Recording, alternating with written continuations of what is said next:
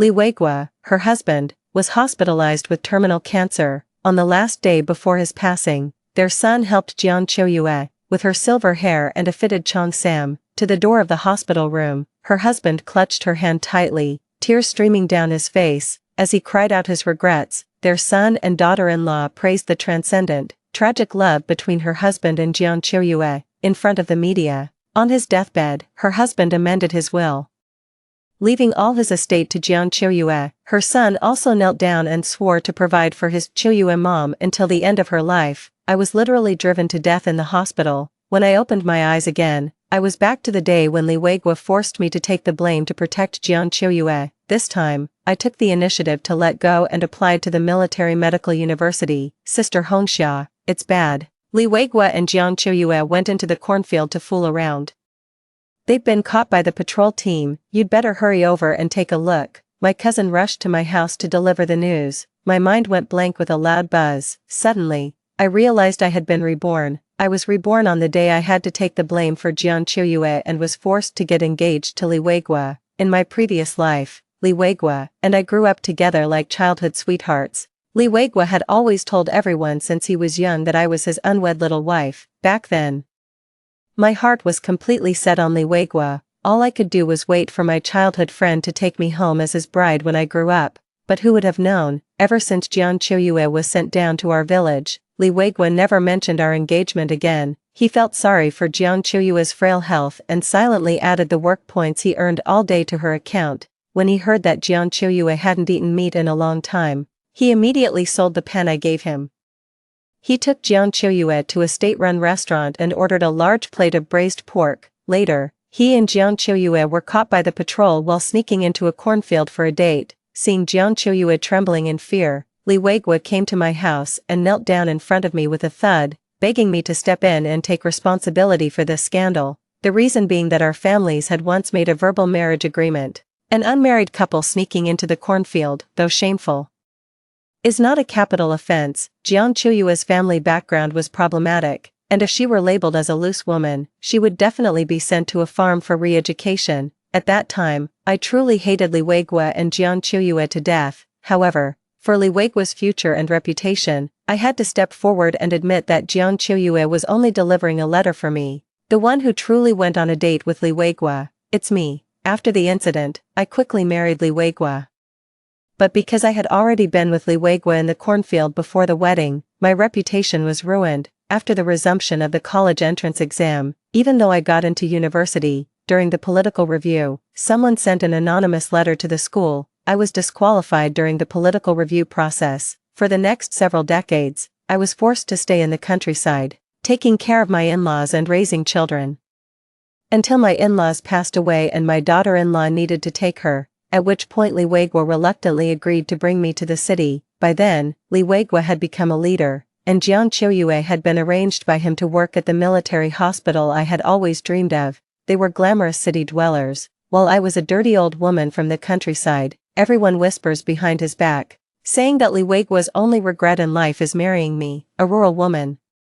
He missed out on the elegant and beautiful female military doctor, Jian Qiuyue, but no one knows that if it weren't for me taking the blame for this pair of adulterers back then, they would have already been sent to the farm for re-education. With such a punishment, in that era, not only would they not be able to take the college entrance exam, but they wouldn't even be allowed to return to the city. Thinking of the humiliations I endured in my past life, and the resentment and unwillingness before my death, I pushed my cousin away and ran towards the brigade office, crying. In my previous life, I was so worried that Li Weigua would be made an example that I rushed over, only to be caught by him, who then used moral coercion, sweet-talked, and tricked me into taking the blame. This time, I'm determined to make a big deal out of it. Captain, I want to report Li Weigua for adultery.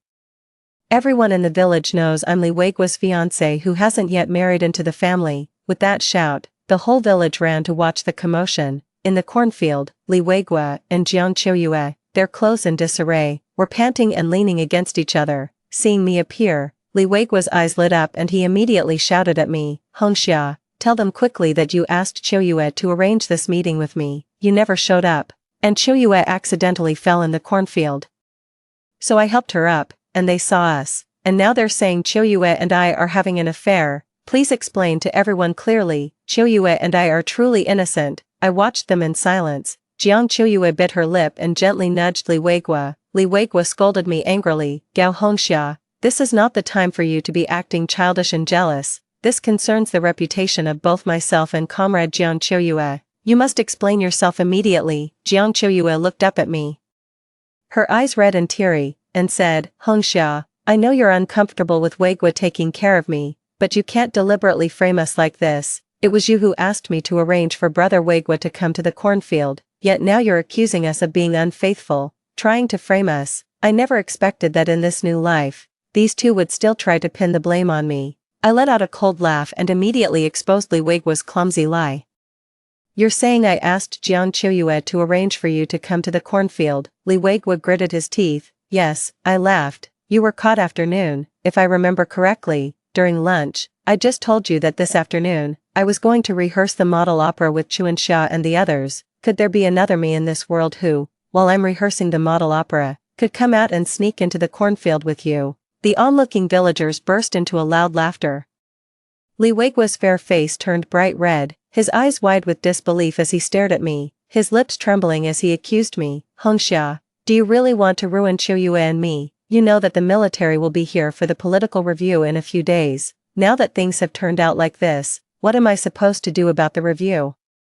I walked up to him, raised my arm, and with a loud slap, I hit him hard across the face. Li Weigua, you've already sneaked into the cornfield with the landlord's daughter. Do you really think you can join the army? Stop dreaming. If you like Jiang Choyue, you can break off our engagement and be with her openly. But what about you? You want to use my father's reputation as a war hero to join the army. Yet you can't bear to part with Jiang Choyue, the landlord's daughter. Li Weigua, with your character, you don't deserve to wear that green military uniform. Li Weigua was stunned by my slap. Jiang Choyue hugged him with a heartbroken expression, looking at me with eyes. Sister Hongxia, brother Weigua is about to join the army. How could you slander him at such a crucial moment? Li Weigua looked at her with deep gratitude. Choyue, you're the one who understands the bigger picture. I let out a cold laugh, suddenly reaching out to grab Jiang Choyue's hair and yanking her violently in front of me. Jiang Choyue clutched her hair tightly, letting out a painful scream. Gao Hongxia, what are you doing? Let go. With one hand,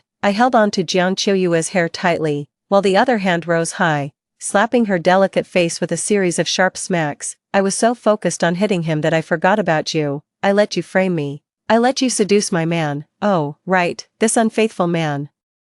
I find him disgusting. I don't want him anymore. Aren't you just into picking up trash and messing around? This man is yours. Li Weigua finally realized what was happening and rushed over to rescue Jiang Choyue. At this moment, Jiang Choyue's small face, about the size of a palm, has been slapped so hard by me that it's swollen like a steamed bun. Seeing his beloved Baiyueguan beaten to such a state, Li Weigua's eyes were filled with such hatred that he looked like he wanted to devour me alive. He roared at me with a ferocious expression. Gao Hongxia, you're nothing but an unreasonable shrew. I'm warning you, if you don't sincerely apologize to Choyue today, then our family's engagement is off. I laughed. So, how do you want me to apologize? Li Weigua paused for a moment, as if he thought he had me cornered with the marriage issue, and said triumphantly, because you were blindly jealous, you misunderstood me and Choyue, causing Choyue such great distress, and almost tarnished her reputation. Go to the brigade office right now, turn on the loudspeaker, and publicly apologize to Choyue in front of the whole village to restore her reputation. Jiang Choyue covered her face and tearfully said, Sister Hongxia beat my face like this, and I'm afraid I won't be able to show myself in public for 10 or 15 days, but if I don't go to the fields to work, I won't get any work points, and I won't be able to exchange them for grain.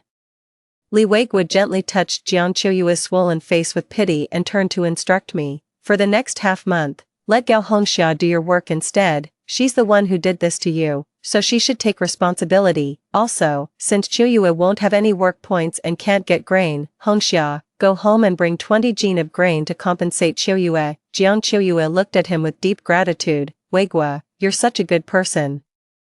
Watching this shameless couple flirting right in front of me, I thought of the miserable life I had been deceived into in my previous life. With a cold laugh, I grabbed a broom and swung it at them without mercy, accusing me of wronging her, bullying her. Fine, let me show you what real bullying looks like. A broom made of bamboo fibers hurts like hell. a sweep leaves behind bloody marks. Jiang Choyue screamed in pain as I beat her. Li Weiguo shielded her.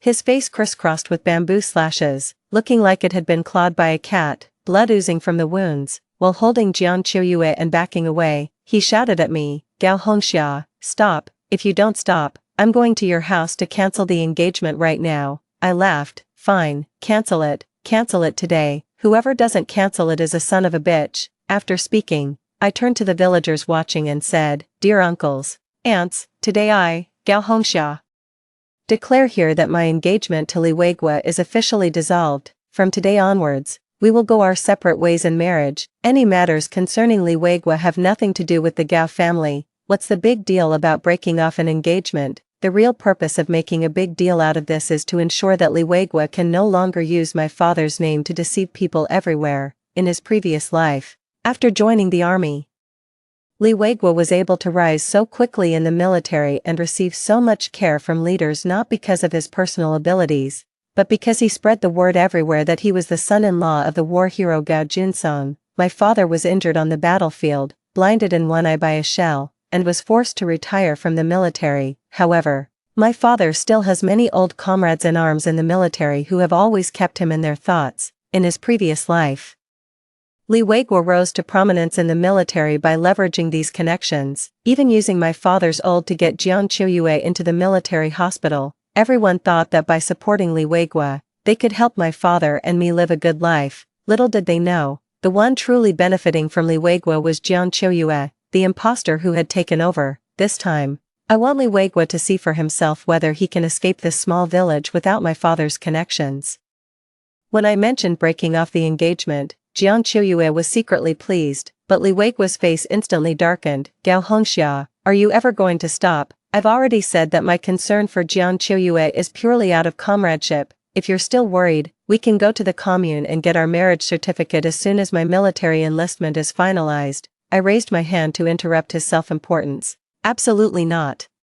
You and Jiang Choyue have already been sneaking around in the cornfields. If I marry you, wouldn't that be like putting a green hat on myself?" The crowd burst into laughter. Li Weiguo glared at me fiercely. "Gao Hongxia, think carefully. I'm about to join the army, and if you marry me, you can follow me and live with the troops. Maybe you'll even become a city dweller and eat commodity grain. If you break off the engagement with me now, you'll end up marrying a farmer and spending your whole life tilling the fields in the village." I smiled and immediately went to report to the brigade leader. "Brigade leader, Comrade Li Weiguo looks down on us proletarians who work the land. With such ideological awareness, can the army even accept him?" Li Weiguo's face turned pale, and he nervously looked at the captain. He thought the captain had always appreciated him and would definitely protect him this time. But he forgot that the captain had been taking care of him because he was my father's prospective son-in-law. Sure enough, upon hearing that I was going to break off the engagement with Li Weiguo, the captain's face darkened as he said to him, "Li Weiguo, you clearly have an engagement with Gao Hongxia, yet you sneak into the cornfields with another female comrade, showing a serious moral degradation that has caused a very bad influence on our brigade. Starting tomorrow, you and Jiang Choyue will go to the farm to carry manure and reflect on your actions." Upon hearing the brigade leader's words, Li Weiguo and Jiang Choyue's faces turned pale instantly. I smiled and turned to leave. At this time in my previous life, I was blamed for Jiang Choyue's mistake, pointed at by the villagers, and spent my days hiding at home, crying all the time. Unexpectedly, at this moment, the health center was training a batch of barefoot doctors to improve the medical standards in the village. The village chief had originally planned to recommend me, but because of this incident, I was reported and disqualified, and in the end, Jiang Choyue took my place and became a barefoot doctor. Later, it was also because of her experience as a barefoot doctor in the village that Li Weiguo took advantage of the situation and recommended her to the military hospital. In this life, I will take back everything they stole from me in my previous life. When I got home and saw my parents, I ran to them with teary eyes. "Dad, Mom, I want to break off the engagement with Li Weiguo." I told my parents everything, how Li Weiguo and Jiang Choyue secretly engaged in illicit activities in the cornfield behind my back, and how they wanted me to take the blame for Jiang Choyue after they were caught. In my past life, I always kept everything to myself, which gave Li Weiguo the opportunity to take advantage. This time around, I won't be naive and cover up everything for him. My dad loves me the most. When he heard that Li Weiguo was fooling around and even dared to make me take the blame, he grabbed his hunting rifle ready to kill him. I quickly stopped my dad. Dad, since he's throwing away a bright future and insists on getting mixed up with a woman like Jiang Qiuyue, let him go. My mom wiped away her tears in frustration. What are you going to do then? Everyone in the village knows you were in a relationship with Li Weiguo. If you call off the engagement, where are you going to find another partner in such a short time? My dad retorted angrily. Then don't find one. My daughter, Gao Juansong's girl, can live her whole life without getting married, and I can take care of her. I quickly shared my plan with my parents. Dad, Mom, I heard the health center is training a group of barefoot doctors. I want to sign up. Anyway, I'm still young. I'll give being a barefoot doctor a try for 2 years first. My dad nodded, and the next day he asked someone to go to the health center to get me an application form. I was filling out the form at home when Li Weiguo and Jiang Qiuyue walked in. Seeing the application form on the table, Li Weiguo's eyes flickered, and he forced a smile. Hongxia, you really misunderstood Qiuyue and me yesterday. I brought her here to apologize to you. Jiang Qiuyue walked over with red eyes. Hongxia, I'm sorry, I was too scared yesterday, so I told a lie, but I swear to heaven, Weiguo Ji and I are really innocent. I chuckled, innocent, and sneaking into the cornfield, Jiang Qiuyue bit her lip and looked at Li Weiguo with. Li Weiguo felt a pang of pain in his heart and without hesitation, he shielded Jiang Qiuyue behind him, shouting at me, Gao Hongxia, if you've got a problem, come at me. Can we keep our issues between us and not involve Qiuyue? She's already been through enough. I was so infuriated by Li Weiguo's blatant bias that I couldn't help but laugh. Does she suffer? Since Jiang Qiuyue was sent to our village, how many days has she worked? How much has she done? Oh, she sure has eaten a lot. Red-cooked pork from state-run restaurants, canned peaches from the supply and marketing cooperative, and white rabbit candies. Li Weiguo. When you sold the things I gave you and used the money to take her out to eat, did you ever think about who your fiancé really is? Li Weiguo's eyes flickered with a hint of guilt, but then he spoke with righteous indignation. How can you compare yourself to Qiuyue? She never endured such hardships growing up, while you grew up in a village. Just because I grew up in the countryside, does that mean I deserve to suffer? Li Weiguo, do you dare to say these words to the leaders of the army? I crossed my arms and looked at him with a cold smile. Li Weiguo lowered his head in embarrassment under my sharp gaze. Jiang Qiuyue pursed her lips and looked at Li Weiguo with difficulty. Li Weiguo seemed as if he had suffered a great humiliation, his neck stiff as he spoke to me. Anyway, Qiuyue and I were wronged by you. Gao Hongxia, this is my final warning to you. Right now, go find the captain and explain to him that yesterday's incident was a misunderstanding on your part.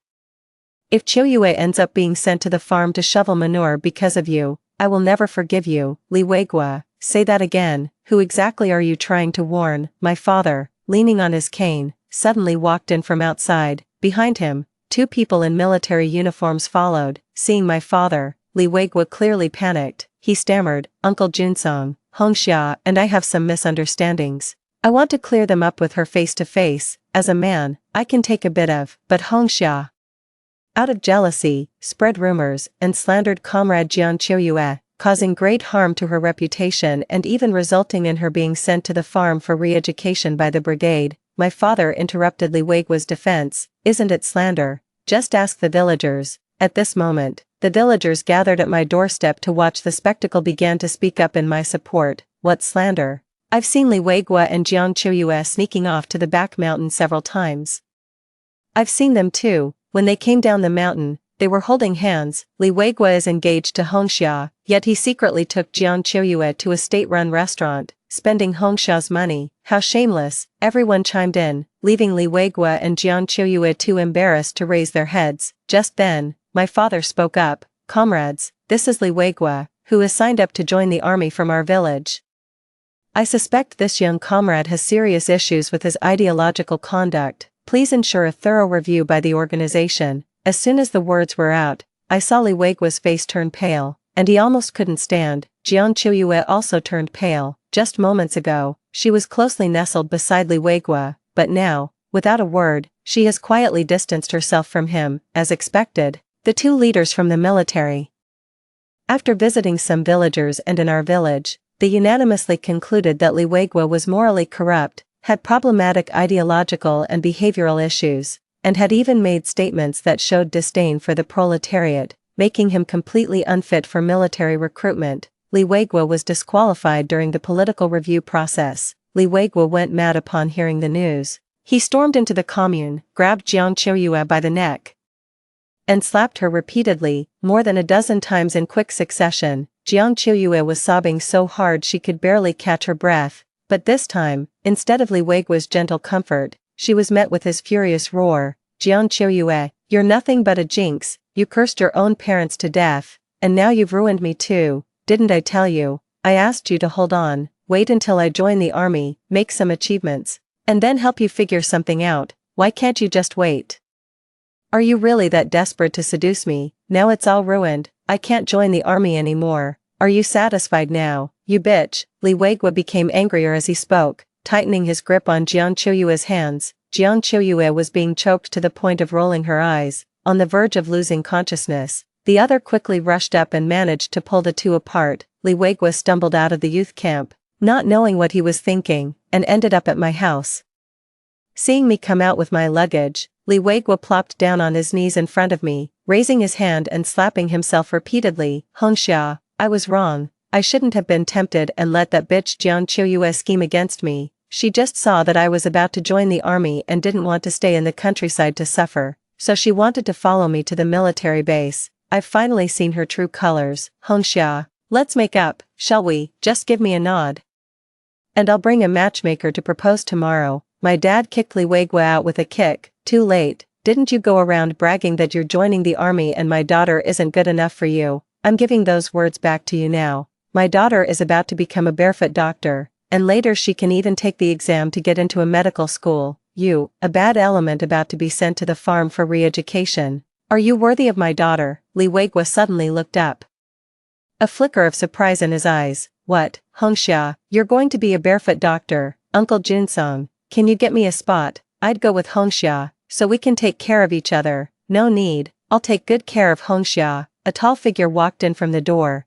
Since I didn't take the village's quota, it was my dad who got it through connections. In the end, the village leader gave the training quota for the barefoot doctor to another descendant of a war hero from the village. Zhou Emin's grandfather was a martyr who died in the defense of Nanqing. In my previous life, Li Weiguo manipulated things behind the scenes, and the quota that should have gone to Zhou Emin was given to Jiang Qiuyue. In this life, I finally returned the quota that Jiang Qiuyue had taken to Zhou Emin. Seeing the tall and handsome Zhou Emin, Li Weiguo's bloodshot eyes glared at me fiercely. I said, why you were in such a hurry to cancel the engagement? So you've already found someone else, huh? Gao Hongxia, I'm giving you one last chance. Get me a spot as a barefoot doctor right now, or else I'll report your improper conduct to the health center, and no one will be able to go. My dad was so angry that he raised his cane to hit him, but I stopped him with a hand. Li Weiguo gave a smug smile, gazing at me affectionately. Hongxia, I knew it, you still have me in your heart. I set down my luggage, walked up to Li Weiguo, and before he could say a word, I slapped him hard across the face. Li Weiguo glared at me with a sinister look. Gao Hongxia, are you sure you want to go down this path of mutual destruction? I rubbed my slightly sore palm, chuckled softly, leaned close to his ear, and whispered, mutual destruction, you think you're worthy, Li Weiguo? If this really escalates to the commune, Zhou Emin and I are truly innocent, but what about you? Can you guarantee that you and Jiang Qiuyue, as well as your family and the Jiang family, are truly innocent? Think about what's buried under the pig trough in your backyard. Li Weiguo's face turned ashen, his eyes staring at me as if he had seen a ghost. You, how did you know? I chuckled lightly. If you don't want anyone to know, don't do it in the first place. Li Weiguo, if you have the guts, go report us to the commune. Go ahead, and I'll go too. At most, Zhou Emin and I might not be able to be barefoot doctors, but what about you and your parents? You helped Jiang Qiuyue by hiding her letters with her foreign relatives. And your parents, they helped the Jiang family hide quite a few treasures, didn't they? With a thud, Li Weiguo fell to the ground, his legs unable to hold him up. I said goodbye to my parents and left with Zhou Emin without paying any more attention to him. In my previous life, I accidentally came across a few letters between Li Weiguo and Jiang Qiuyue while cleaning his study on behalf of Li Weiguo. It was then that I learned that when the Jiang family was sent down, Li Weigua and his parents had secretly helped the Jiang family hide a lot of things, but by then, Li Weigua had already risen to a high position. I was worried that if these letters were discovered, it could affect his career, so I advised him to destroy them as soon as possible. To my surprise, Li Weigua not only refused to listen but also accused me of meddling in his affairs and rummaging through his things. Now, looking back, how could he possibly be reluctant to burn those few letters? He couldn't bear to burn them, clearly because those letters were all handwritten by Jiang Qiuyue. Li Weigua probably couldn't have imagined in his wildest dreams that the love letters he and Jiang Qiuyue exchanged in their previous lives would become the lethal weapons I use against them in this one. Zhou Emin and I are upright and honest, so we have nothing to fear from any organizational investigation. So in this life, after arriving at the commune, I went to the health center to report in, and then immediately went to the commune to report to the organization about Li Weigua and his parents' actions of helping the Jiang Qiuyue family hide their assets. The commune leaders were furious and immediately took people to investigate the village. It is said that when the commune people arrived at the Li family's home, Li Weigua and his parents had just dug up the treasures they had buried in the pigsty. It was truly a case of being caught red-handed. Later, I heard that Li Weigua and Jiang Qiuyue were both sentenced to prison, and Li Weigua's parents were sent to a farm to undergo labor reform. After the verdict was announced, Li Weigua wrote me several letters from prison, asking to see me. I ignored him, and he actually attempted suicide in prison. There was no choice. The prison authorities came to the clinic, and I had to go see him. At this time in his previous life, Li Weigua had already joined the army and was wearing a brand new green military uniform, but now, separated by a steel bar, he is bald, dressed in prison garb, and appears completely deranged. Seeing me appear, Li Weigua suddenly lunged forward, gripping the steel bars tightly with both hands, his eyes bloodshot as he stared at me. Hongxia, it's all wrong. This isn't how it was supposed to be. I should join the army and rise through the ranks. You stay in our hometown to take care of my parents and bear my children. I looked at him sarcastically, and then, using my father's name, you'd pull the wool over everyone's eyes. Let Jiang Qiuyue take my spot, become a barefoot doctor, go to a military medical university for further studies, end up in a military hospital, and live happily ever after with you as a perfect couple. Li Weigua froze for a moment, his eyes widening in disbelief as he stared at me. Hongxia, you're back too. When did you come back? I chuckled lightly. The day after you and Jiang Qiuyue got caught sneaking into the cornfield, and you wanted me to take the blame for her. Li Weigua's face turned pale as he muttered, no wonder. In my previous life, when you heard I was caught, you rushed over without a second thought and admitted to doing it. I coldly stared at him, but what happened later? I was the one who sacrificed myself to protect your and Jiang Qiuyue's reputation. Back then, I was vilified by the villagers, yet neither you nor Jiang Qiuyue stood up to say a single word for me. Li Weigua bowed his head in pain. I stood up and said to him for the last time, Li Weigua, in your previous life, you died resenting me for taking your wife's place, leaving you unable to give your beloved woman a proper title for your entire life. In this life, I took the initiative to cancel the engagement and let you be together. Why are you crying? You should be happy, right? I turned and walked away. Behind me, Li Weigua's anguished wails echoed. After 6 months of training at the health center, Zhou Emin and I were both assigned back to our hometowns as barefoot doctors. 2 years later, due to our outstanding performance, Zhou Emin and I, as the first batch of barefoot doctors recommended, were admitted to the medical school. After graduating from the nursing school, we were both assigned to the county hospital. Over the years, we got to know each other better. In our first year of work, Zhou Emin came to propose with a matchmaker. These years, since I hadn't married, there were many rumors in the village, saying I dragged on and ended up as an unwanted old maid. To my surprise, this old maid eventually became a doctor at the county hospital, and even my partner is a doctor there. After marrying Zhou Emin, neither of us gave up on learning. A few more years passed, and the country announced the resumption of the college entrance exam. By then, I had already given birth to my eldest son, but Zhou Emin said that the opportunity was rare, unlike Li Weigua in my previous life, who left me behind in the countryside. He hired a nanny to help with picking up and taking care of our son, freeing up my time to review and prepare for the exams. With a solid foundation and unwavering dedication to learning, 2 months later, both Zhou Emin and I received our university admission notices. In this life, I finally fulfilled the dream I couldn't achieve in my previous one by being admitted to the military medical university.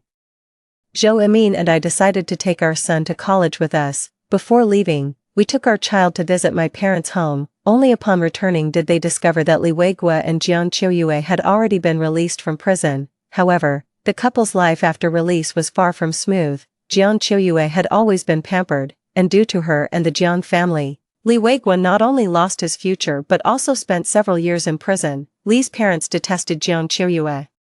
If it weren't for the fact that Li Weiguo couldn't find a wife after his imprisonment, the Li family would never have allowed Jiang Qiuyue to marry into their family. Jiang Qiuyue didn't want to marry Li Weiguo in the first place. What she wanted was a man who could become an officer and give her a good life. But in this lifetime, Li Weiguo not only failed to join the army but also served time in prison, carrying the stigma of being a reformed criminal, which meant he would never get ahead in life. Jiang Qiuyue couldn't stand him, but she had no choice. She had just been released from prison herself, with no job and nowhere to stay, so she had to cling to Li Weiguo. Two people with hidden agendas, after getting married, would argue every other day. Li Weiguo cursed Jiang Qiuyue, calling her a jinx who ruined his future and his good marriage. Jiang Qiuyue scolded him for being a coward who couldn't own up to his actions, yet still wanted to date her while unwilling to give up the benefits my family could offer him. On the day my husband Zhou Emin and I took our child to visit my parents, we happened to witness a major drama unfolding at Li Weiguo's house. Jiang Qiuyue couldn't bear the hardships of village life any longer, so she seduced a truck driver, stole the last bit of money from the Li family, and planned to elope with him. Unexpectedly, Li Weiguo discovered them halfway. He followed them all the way to the village entrance, saw Jiang Qiuyue and the truck driver embracing, and swung his axe at them. Jiang Qiuyue's neck was nearly severed by the axe, and blood sprayed all over the ground. The truck driver had his arm chopped off by Li Weiguo. The villagers knew that both Zhou Emin and I were doctors. After subduing Li Weiguo, they quickly called for us to come and save the injured. When Zhou Emin and I arrived, Jiang Qiuyue had already passed away. The truck driver had lost too much blood. Although his life was saved after being rushed to the hospital, he lost an arm and would never be able to drive a truck again. Li Weiguo was quickly sentenced to death for murder. Before his death, Li Weiguo's parents came to my house, hoping to see me one last time, but by then, Zhou Emin and I had already reported to the military medical university. In this life, I have a soulmate, and a pair of filial and sensible children.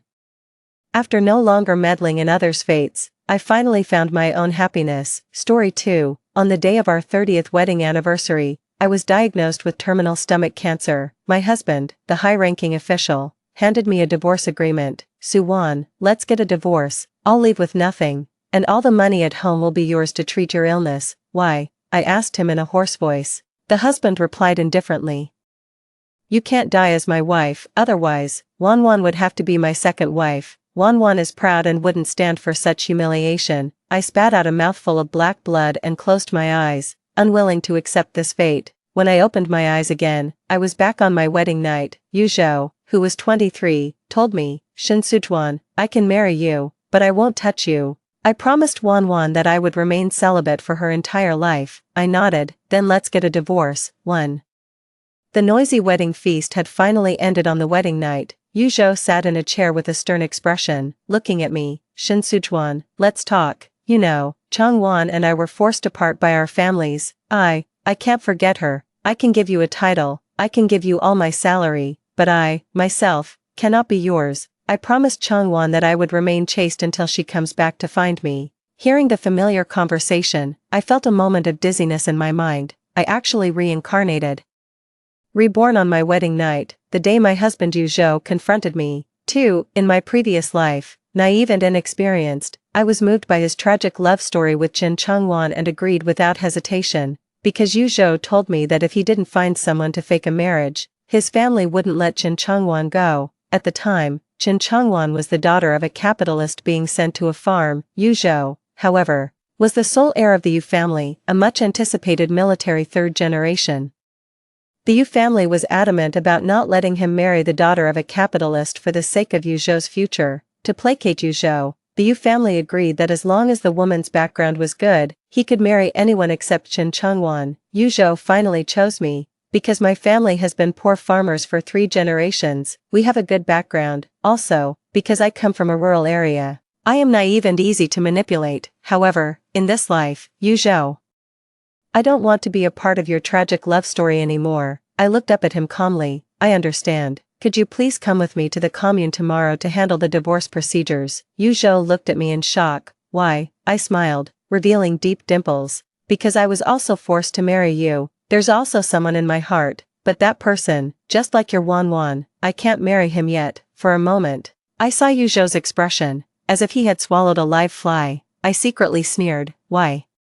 Is it only allowed for you to have a white moonlight in your heart? Can't I have a cinnabar mole in my heart? 3. When I mentioned that there's someone in my heart, Yu Zhou pulled a corner of his mouth, revealing an awkward smile. I see, that's fine then, this way, we're even, but let's not get a divorce. After all, you can't marry him right now anyway. I shook my head firmly. No, he has a strong sense of pride. I don't want people to say he's the third party in our marriage.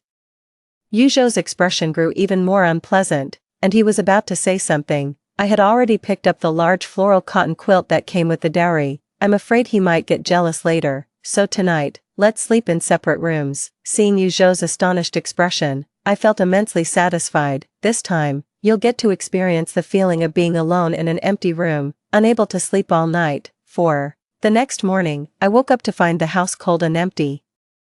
Not even having made breakfast, Yu Zhou paused for a moment, then forced a bitter smile, saying, Suwan, even if it's just for show, we should at least act like a married couple, right? You should at least prepare 3 meals a day, otherwise the house feels cold and empty. What kind of life is that? Yes, that's exactly what the naive me from my past life thought. In my past life, I covered up the illicit love between Yu Zhou and Chen Chengwan. I swallowed my heartache and, like a dutiful wife, did the grocery shopping, cooking, laundry, and cleaning every day. I managed our small family with Yu Zhou in perfect order, but in reality, after work, Yu Zhou and I were like 2 roommates sharing a lease. We silently finished our meals and retreated to our respective rooms. For 3 whole years, Yu Zhou kept his promise to his first love and didn't touch me at all. 3 years later, my father-in-law was hospitalized with liver cancer, and my mother-in-law wasn't in good health either.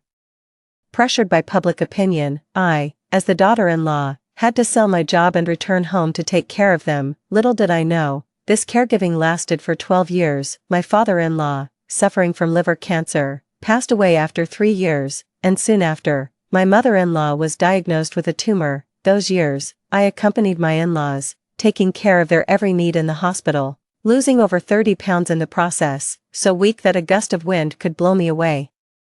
But when I sent my in-laws off and returned to the military compound, I discovered that the home that once belonged to Yu Zhou and me had been taken over by his longtime crush, Chen Chengwan. That evening, I stood at the door, watching as Yu Zhou, dressed in a sharp military uniform, opened the passenger door of the jeep. With gentle eyes, Chen Chengwan, dressed in a stylish khaki coat, gracefully stepped out of the car, her hand resting on his. Yu Zhou was momentarily flustered when he saw me standing at the door. Suwan, why are you back? I forced a strained smile. This is my home, why can't I come back? Everyone in the courtyard turned to look, and Chen Chengwan, both ashamed and angry, yanked her hand away from Yu Zhou's, covered her face, and ran out crying. Yu Zhou glared at me with fury. Shen Sujuan, don't think that just because you've taken care of my parents all these years and seen them off in their old age, I'll be grateful to you and fall in love with you. On our wedding day, I told you that the person I love is Chen Chengwan, and we're just a fake couple in name only. 5. That night, Yu Zhou and Chen Chengwan didn't come back. In fact, if he had just waited 1 more minute, he would have known that I wasn't coming back to be his wife. I just wanted to take my things. I also wanted to tell him that now that his parents are gone, there's no one left in the world to stand in the way of him and Chen Chengwan. I wanted to part ways amicably with him and take this opportunity to get the divorce certificate. Let him and Chen Chengwan, this unfortunate couple, be able to be together openly. I'd also want to tell him that over the years, although I have had complaints, I never harbored any hatred towards him, although he left me in a state of widowhood for 30 years, but because of him, I became a military officer's spouse for 30 years, enjoying military benefits for 3 decades. Even before she left, my mother-in-law held my hand and said that the Yu family owed me all these years. She told me that if I didn't want to stay with Yu Zhou anymore, I should divorce him. she left me 5,000 yuan and a house. So even if I divorced, I wouldn't be left with nothing. I had already made up my mind to part ways amicably with him, but for some reason, Yu Zhou was convinced that my intention to take care of my in-laws in their old age was just a way to morally blackmail him, ensuring he could never divorce me for the rest of his life. In our previous lives, we misunderstood each other like this. For the sake of Qin Chengwan's reputation, he applied for a transfer. Taking his beloved white moonlight to the far frontier, I stayed in my hometown, enduring endless gossip, and eventually developed stomach cancer. Even on my deathbed, I was forced to divorce. 6. My thoughts returned, and I picked up my household registration book along with the marriage certificate I had just received the day before yesterday. I urged Yu Zhou again to go with me to get the divorce certificate. To my surprise, Yu Zhou, who had repeatedly told me not to be infatuated with him, was dragging his feet and refusing to go. I patiently explained, "Don't worry, we'll just quietly get a divorce certificate. During holidays or when your parents visit, I'll still keep my promise and act as your fake spouse." Yu Zhou impatiently interrupted me, "No way, do you think a military marriage can be dissolved so easily? If we divorce, we have to report it to the army. Once the report is submitted, my parents will definitely find out." Shen Sujuan. Are you deliberately trying to harm Wanwan? I was momentarily speechless. I really hadn't expected that getting a divorce would also require reporting to the army. Yu Zhou's stern face softened into a faint smile as he saw my speechless expression. Comfortingly, he said to me, "You don't have to worry about your innocence. I've transferred Wanwan to the military hospital. In the future, both Wanwan and I will stay in the army. You'll be living at home alone." I suddenly brightened up. "So, can I bring someone back to stay?" Yu Zhou's smiling face suddenly stiffened. You want to bring that man to our home?" I nodded vigorously. "Don't worry, I won't cheat on you. To the outside world, I'll just say he's my brother." Yu Zhou opened his mouth, as if wanting to say something, but couldn't get the words out. I know he was trying to say that men and women should keep their distance, telling me not to get too close to other men, but it was him who brought it up first.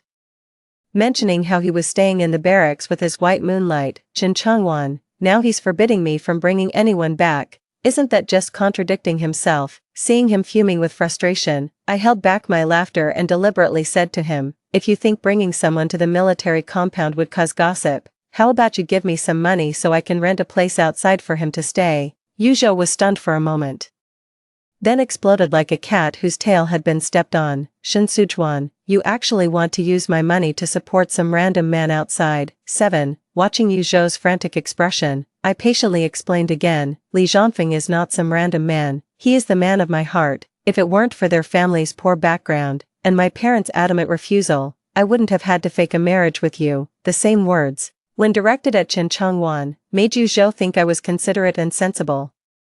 But when directed at Li Zhongfeng, Yu Zhou's expression was as if he had just eaten a pile of excrement. I couldn't help but sneer inwardly. In my previous life, I had also hinted to Yu Zhou to keep a proper distance from Qin Chengwan. After all, he is still nominally my husband, yet he is entangled with his single first love. If this gets out, it won't just be embarrassing for my in-laws, but it could also negatively impact his future. But back then, what did Yu Zhou say? Shen Sujuan, don't use your filthy rural mindset to insult the love between Wanwan and me. Although we admire each other, we have never crossed that line. Me and Wanwan, we are pure revolutionary comrades. Now, I'm returning those exact words back. Yu Zhou, I've already said it. Zhang Feng and I only have a pure revolutionary friendship. Although we admire each other, we have never crossed the line. If you really don't believe me, then let's get a divorce.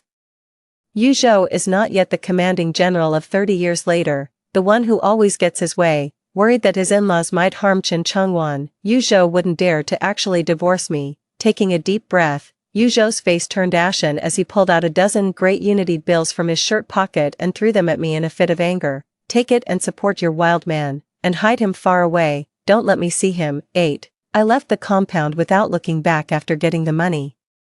There was the sound of a glass shattering on the floor behind me, but what was there for him to be angry about? After all, it was he who suggested we become fake spouses. Reborn, I don't want to waste my life at the Yu families anymore. I'm going to save the man who, in my previous life, gave me the last bit of warmth after my death. In my past life, Yu Zhou insisted on divorcing me before I died. I know he didn't want me to be buried in the Yu family's ancestral tomb, even in death.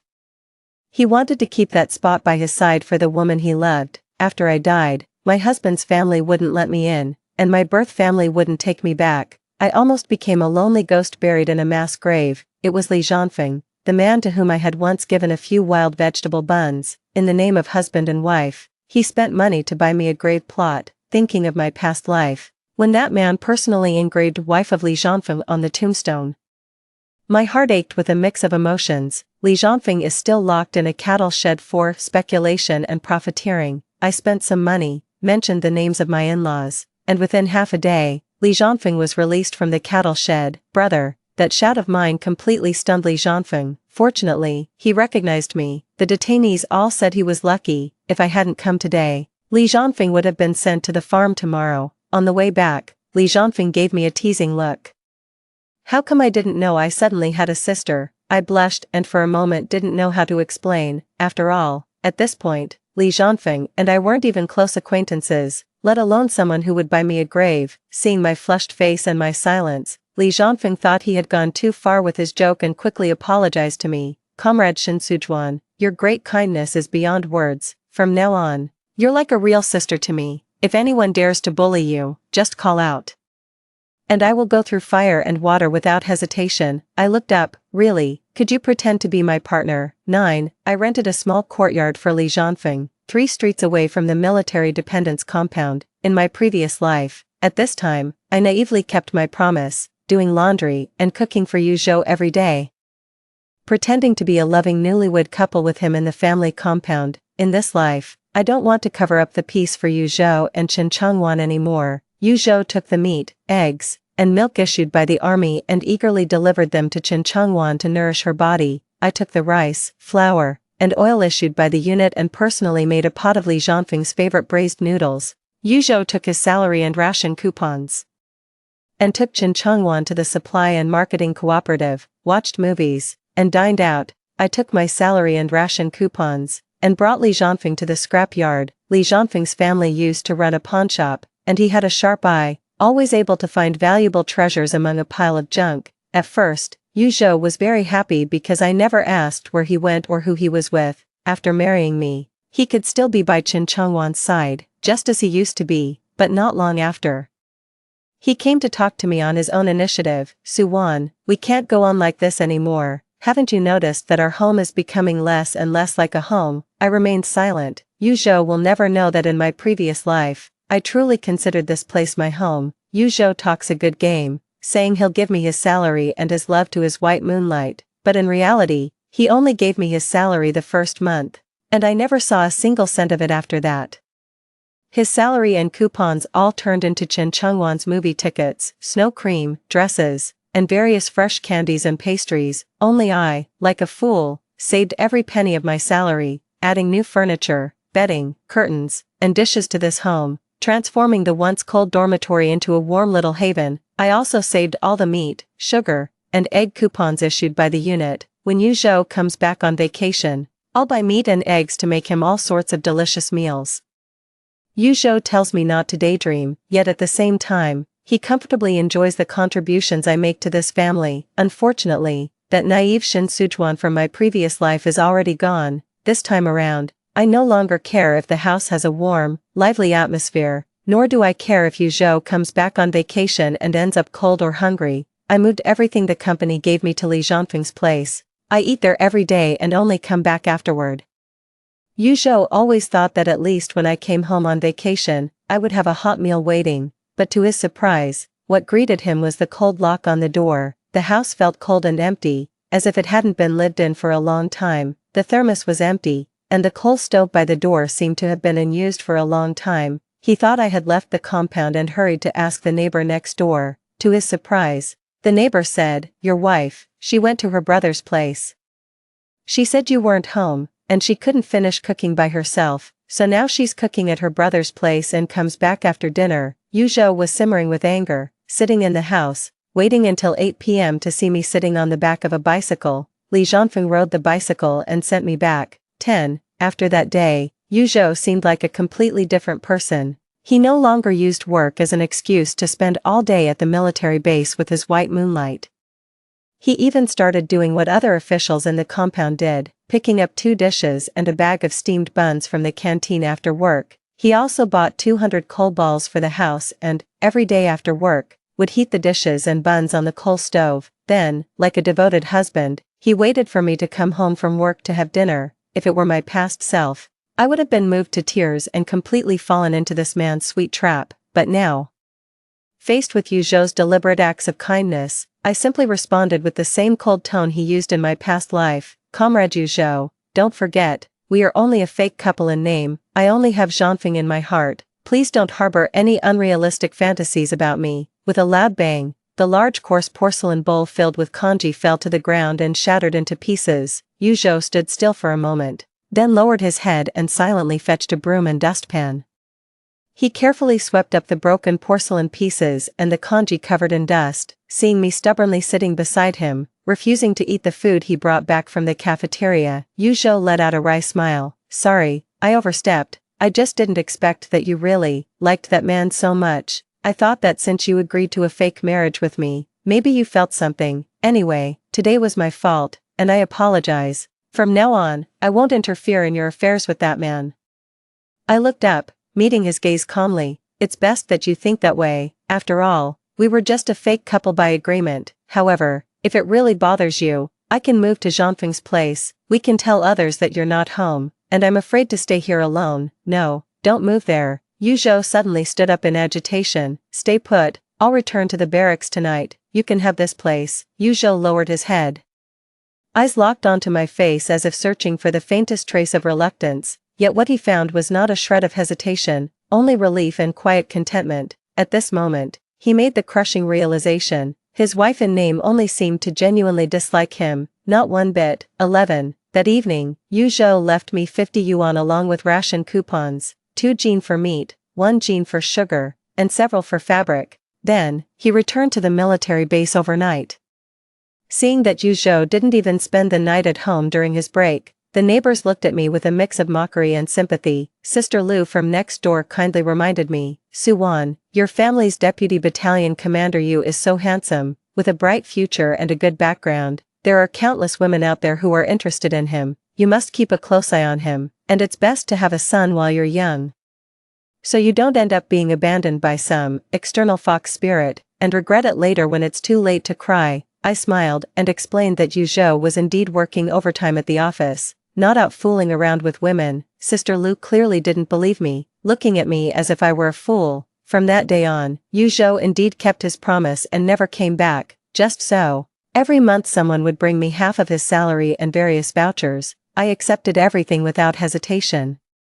This was something he owed me from a past life. In the blink of an eye, the time came for my former father-in-law's liver cancer hospitalization. Upon receiving the telegram, Yu Zhou immediately drove over to pick me up, but this time, he couldn't bring himself to demand, as he had in our past life, that I quit my job and return to care for his parents. After spending 3 days in his hometown, Yu Zhou handed his mother a passbook before we left, suggesting she hire a caregiver for his father. My mother-in-law shot me a disapproving glance and hesitantly asked, "Your father is this sick, and neither of you can stay." The meaning behind my mother-in-law's words was obvious. Yu Zhou is now a deputy battalion commander, at a crucial stage for making achievements and getting promoted, so of course, he can't take an extended leave to take care of his father.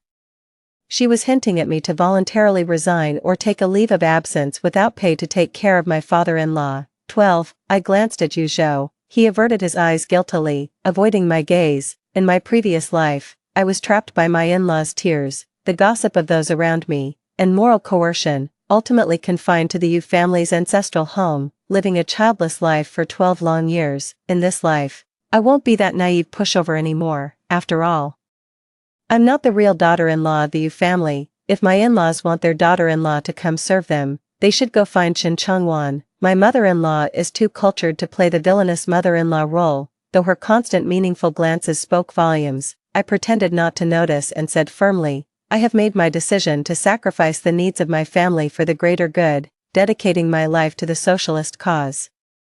I cannot abandon my work to return and care for the elderly. However, as a daughter-in-law, I must still fulfill my filial duties. Therefore, I told my mother-in-law that I would not take a single cent of Yu Zhou's salary or any of the various vouchers issued by his unit. I would have him send everything back to be used for hiring caregivers for my father-in-law and for medical expenses. I kept my word. The second month, I did not accept the money and vouchers Yu Zhou had someone bring back.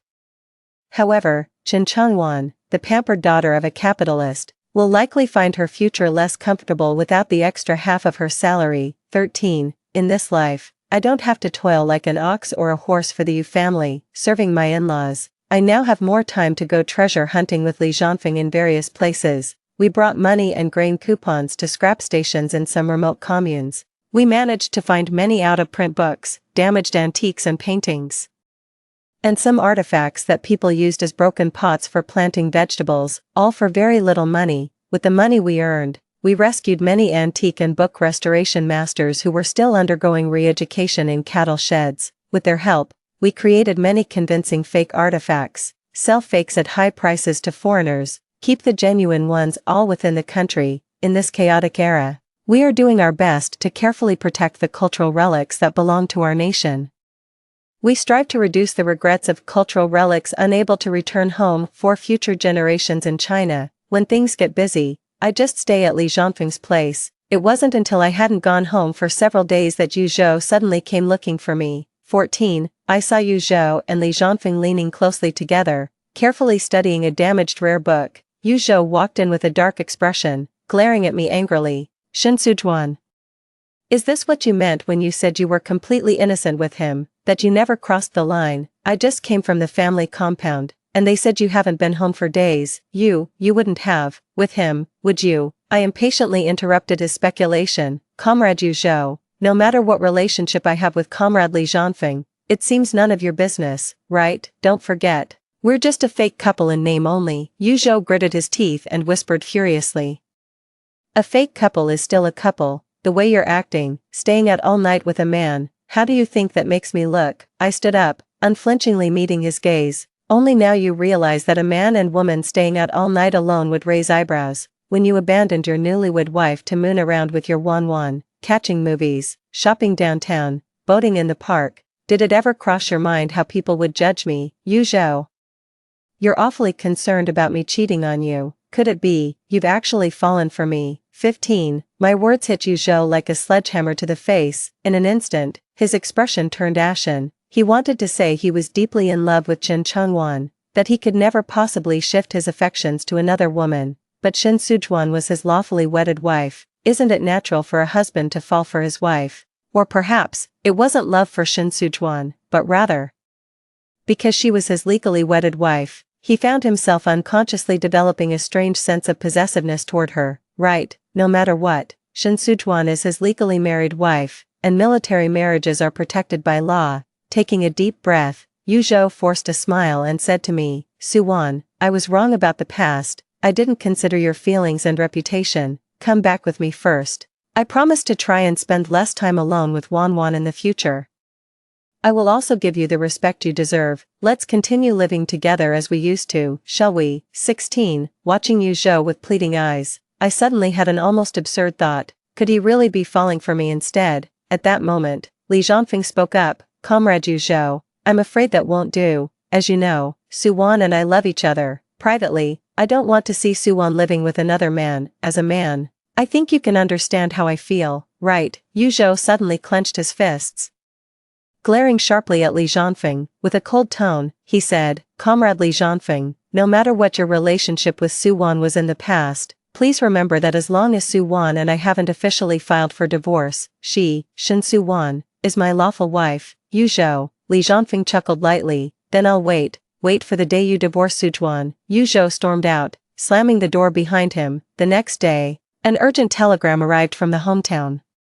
The father-in-law had passed away in the hospital after failing to be resuscitated. Yu Zhou drove over to pick me up to go back for the funeral. Throughout the journey, I was in a daze. To my surprise, without my meticulous care, my father-in-law's advanced liver cancer didn't even last half a year before he was gone. At the funeral, seeing my mother-in-law faint from crying, I sighed and pulled Yu Zhou aside. I think my mother-in-law isn't in good health. If you have time, you should take her to the hospital for a thorough checkup. although my mother-in-law has always had a calculating streak towards me in both lifetimes, but at least before she passed away in her previous life, she left me 5,000 yuan and a house in the provincial capital. For that reason, in this life, I hope her tumor can be discovered early, and there might still be a chance of a cure, but I never expected that at my father-in-law's funeral.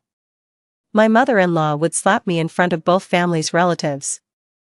I was completely stunned. 17. At my father-in-law's grave, my mother-in-law glared at me with bloodshot eyes, as if I were the one who had killed him. Shen Sujuan, you are not fit to be our Yu family's daughter-in-law. Your father-in-law is hospitalized with cancer, and you, as his daughter-in-law, can still go back to work as if nothing happened. How could our Yu family have married such an unfilial daughter-in-law like you? If it weren't for you, how could Yu Zhou's father have left us so soon?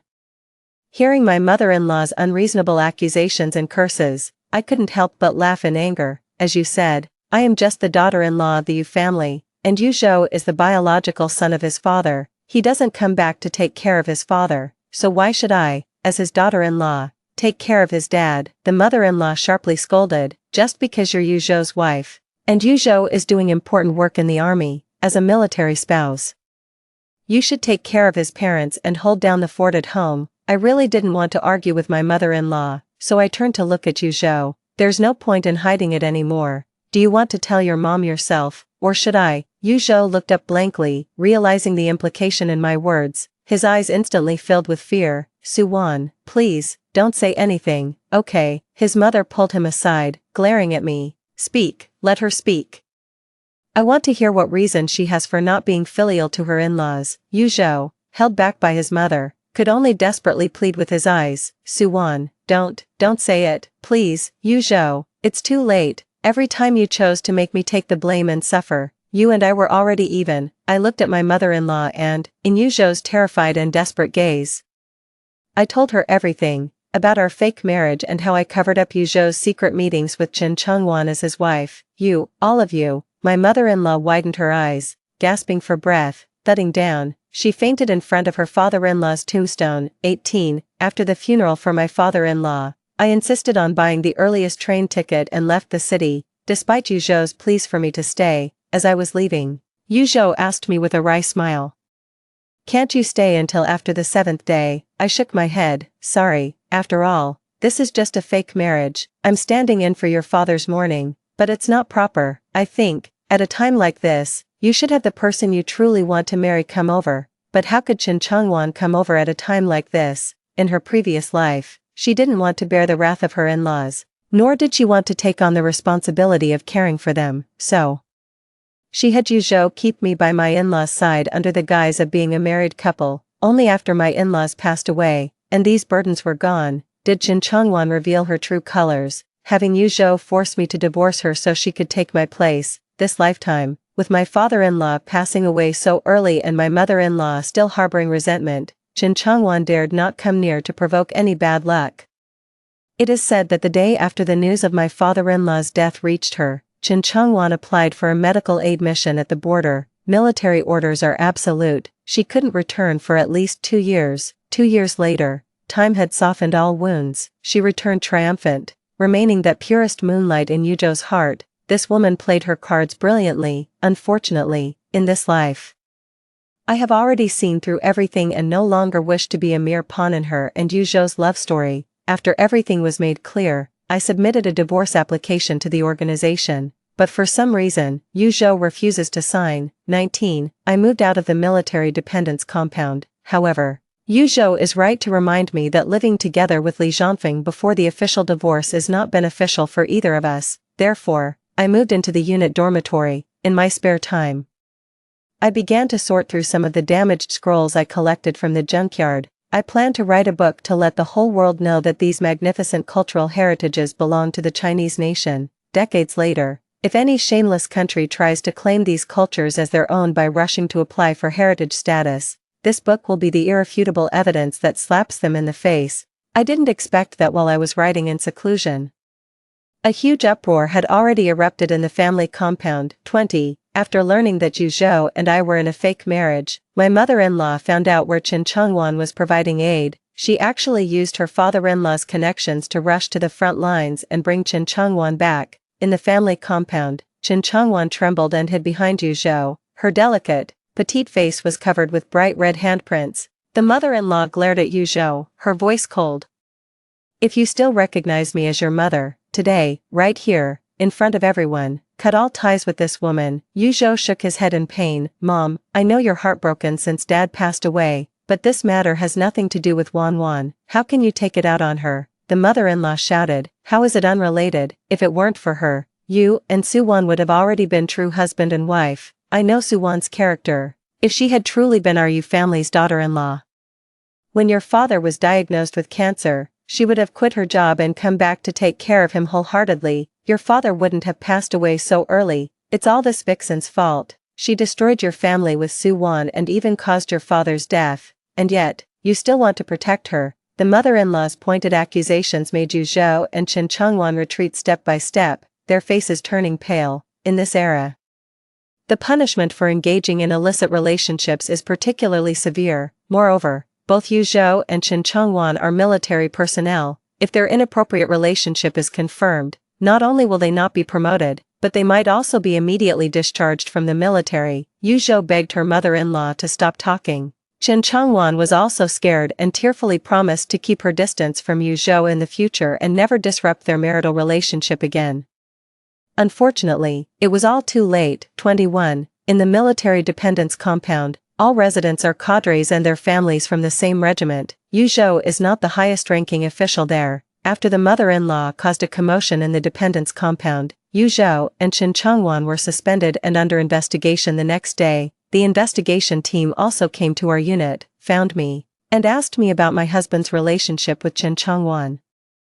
I didn't kick someone when they're down, I just told the truth. Yu Zhou and I were indeed a fake couple in name only, on our wedding night. He told me that he had a sweetheart and vowed to remain chaste for her, so we could only be a fake couple. As for his sweetheart, whether it's Chen Changwan, whether the two of them have done anything to betray their families, I don't know, although I didn't kick them while they were down. It's unfortunate that Yu Zhou and Chen Changwan were far too ostentatious in the military. The investigation team only had to ask a few people around them to gather a large amount of evidence.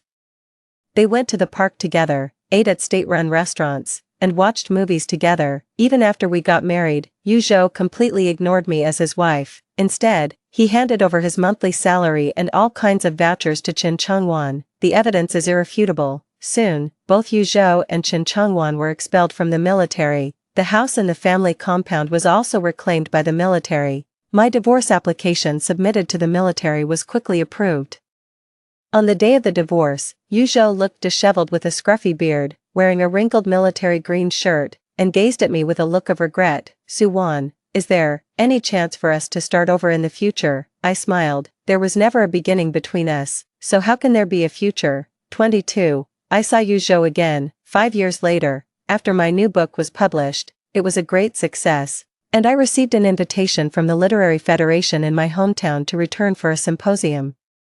As I entered the venue, I suddenly saw a familiar figure at the door. "Yu Zhou, why is he working as a security guard here?" Yu Zhou seemed to have spotted me, but he quickly turned away, pretending not to have seen me. I didn't approach him to acknowledge the recognition. Sometimes, pretending not to know someone is a form of dignity for adults. However, during the dinner after the symposium, my ex-husband inevitably came up. It said that after he was discharged from the military, my mother-in-law had already smoothed things over to send him to the grassroots for training, but at that moment, Yu Zhou's white moonlight couldn't bear the hardship of the grassroots and ran off with a nouveau riche. Yu Zhou was deeply disheartened and refused to stay at the grassroots level anymore. Despite his mother-in-law's objections, he sold most of his family's assets, raised enough capital, and planned to go into business. He intended to achieve great success and make Chen Changwan regret her actions. Unfortunately, Yu Zhou had no talent for business. In less than a year, he lost all his capital. At this moment, his mother-in-law, just like in his previous life, was diagnosed with a tumor. Yu Zhou sold off the last bit of the Yu family's property, but still couldn't save his mother-in-law's life. After his mother-in-law passed away, the only house they had was also reclaimed by her former employer, with nowhere to go. Yu Zhou had to turn to an old comrade in arms to find a job as a security guard. At least, he had a place to eat and sleep. It was said that Chen Changwan followed that nouveau riche to the south. assuming she was going to enjoy a life of luxury. To her surprise, he had already married a local woman. He only tricked her into coming back to have a son because his wife couldn't conceive. With her pride and ambition, how could Chen Chongwan possibly be willing to bear a child for someone else?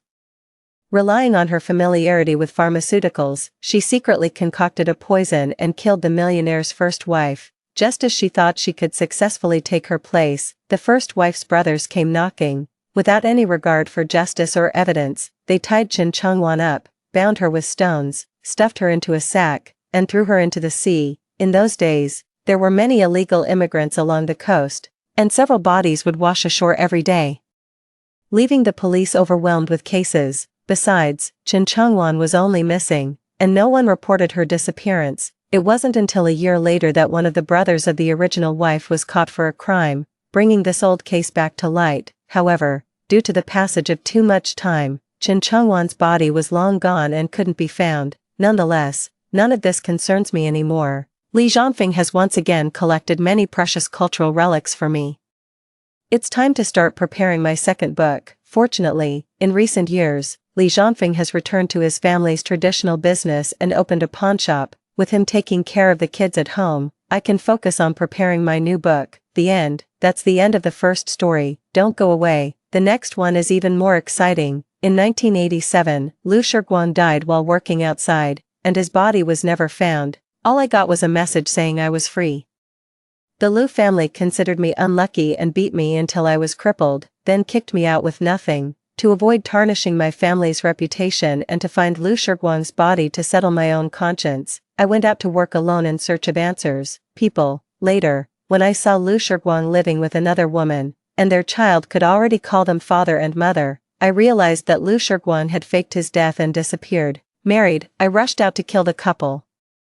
But the next moment, unable to dodge in time due to my leg disability, I was hit and killed by a truck. When I opened my eyes again, I was back to the moment when the news of Liu Shiguang's death was delivered. I clenched my fists. This time I want all of you to cry for me. What happened to my son? Explain it clearly, the old lady shouted at the top of her lungs, making sure everyone in the courtyard heard her. A crowd gathered to watch the spectacle. Sister Liu, I really don't know what happened to Shiguang. All I know is that he's dead, and they never found the body. I was just packing up his things. I found a letter in the bundle when I opened it. I'm here to deliver it on behalf of Shiguang. I don't know anything else. Ma Shangjin, who worked with Liu Shiguang, finished speaking and shoved the letter into my hands before running off, afraid that I would stop him to ask more questions. I knew that Ma Shangjin was just an actor paid by Liu Shiguang to deliver the letter. He wasn't professional. He couldn't pull off the act of Liu's family cutting the bridge after crossing the river. When it comes to acting, one must observe the in-laws. Sure enough, the mother-in-law wailed, "Oh, no, my son, my light. I only have this one son. What will I do without my son? Oh, heavens, open your eyes and see. Why does the one who should die live, and the one who shouldn't die perish? Ah, ah." The mother-in-law plopped down on the ground, wailing and beating her chest as if she were on the verge of death. While crying, she glared at me, implying that I was the one to blame. The same thing happened in my previous life. On the day we received the news of Liu Shiguang's death, my in-laws fainted several times from grief, and no one could console them. I still believed. The mother-in-law and father-in-law were truly heartbroken. Because Liu Shiguang had 3 older sisters, he was the only son in the family. Losing Liu Shiguang was like the sky falling for the elderly couple, so they cursed me, calling me an ill omen, saying I had killed their only son, and I endured it. My mother-in-law hit me with a shovel, breaking my leg and telling me to die, but I endured, because I understand the pain of losing a loved one. They lost their son, and I lost a good man who didn't mind that I couldn't have children. Like them, I lost the support for the rest of my life. They forced me to divorce Liu Shiguang, kicked me out of the Liu family, and I went to work with my crippled leg, searching for Liu Shiguang's body. Once I found Liu Shiguang's body, I could die with a clear conscience, free of any debt to the Liu family. Only when I was about to die did I realize that the Liu family had been plotting against me all along. It was because Liu Shiguang had found another woman and had a child. I've been working so hard for their family all these years, and it's not easy to just kick me out without a reason. All their plans are aimed at making me leave with nothing. Right now, I feel I must use magic to defeat magic. The crowd is growing, and while my mother-in-law is waiting for this moment, so am I. Before my mother-in-law could scold me, I plopped down on the ground and started wailing. Oh, my life is so bitter.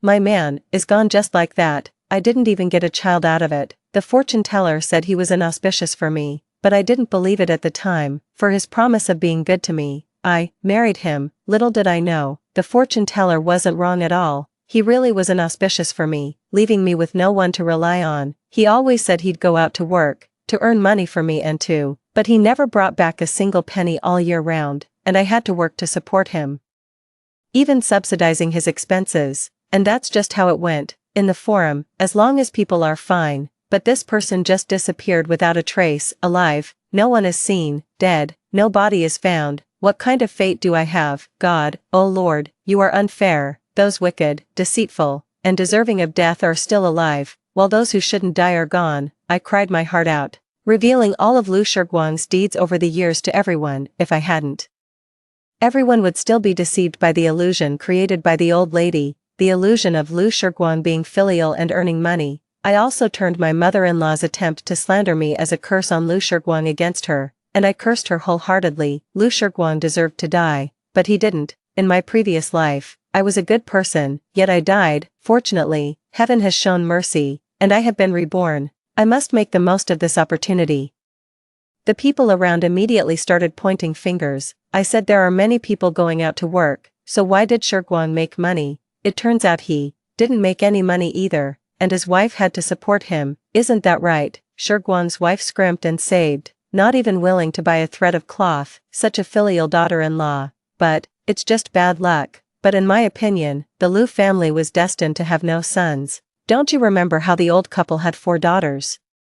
Kept 3, gave 1 away, and only after donating money at the Guanyin temple did they finally have Shiguang. How could I forget? No wonder the fortune teller said Lu's wife had a hard life. It really was tough. Hearing this, the mother-in-law got upset, got up from the ground, and shouted at the gossips, "Shut up, all of you. Do you even understand? What? My son was killed by Su Yeshu. Su Yeshu is the one who killed my son. My son was fine. Su Yeshu, you evil star.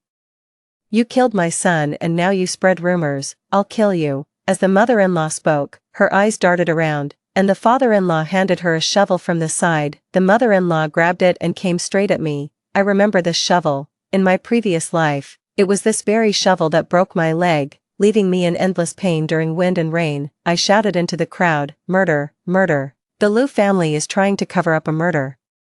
My voice was loud because I saw the neighbor's car parked at the door. That car belongs to a relative of the neighbor's aunt. Her relative is an officer with some influence. Today I will use this officer to regain my own benefits. After shouting, "I won't really let my mother-in-law hit me," I ran and dodged a few shovels from her. My mother-in-law was so angry she couldn't straighten up, pointing at me and cursing, "How dare you run? You've cursed my son to death and you can't even lay an egg. What good are you to the Lu family? I'll beat you to death today to accompany my son." The mother-in-law was full of vigor, gritting her teeth. She wasn't grieving over her son's death, only fixated on making me accompany him in death. The crowd watched and advised, "Oh, Mrs. Lu, what are you fighting about? Shiguang is already dead, and you still expect your daughter-in-law to be filial." To be filial, that is, exactly. The dead cannot be brought back to life, but the living must go on. It's better to accept things as they are. What's destined to be will be, and what's not meant to be, don't force it, don't force it. Shut up, what business is it of yours? All of you are here talking nonsense. Don't you all have sons? Do you think your sons won't die? You'll be happy when they do, won't you? That remark from the mother-in-law really stirred up a hornet's nest. Nobody wants to hear such ill-omened talk. The aunties immediately surrounded her, scolding, "Mrs. Lu, watch your tongue. Your son's death probably came from all that nasty gossip you've been spreading." "Exactly, you sold 4 daughters to fund your son, yet couldn't even keep him alive. Who knows what sins brought this upon you?" The mother-in-law stood defiantly with hands on hips, retorting, "That's nonsense. When did I ever sell my daughters?" She bristled like a furious cat whose tail had been stepped on. "Oh really? Let's hear it from everyone. Didn't the Lius give away 1 daughter? Charged $320 as nutrition fees, and what's the difference with the other 3 daughters? 200 dowry for each girl, not a single penny returned. Pure daylight robbery, making your daughter and son-in-law harvest wheat and shuck corn without even feeding them. feeding your grandson husks while your own son eats grain. Do you think nobody notices your favoritism, or is everyone just blind? The mother-in-law flushed crimson and hissed through clenched teeth.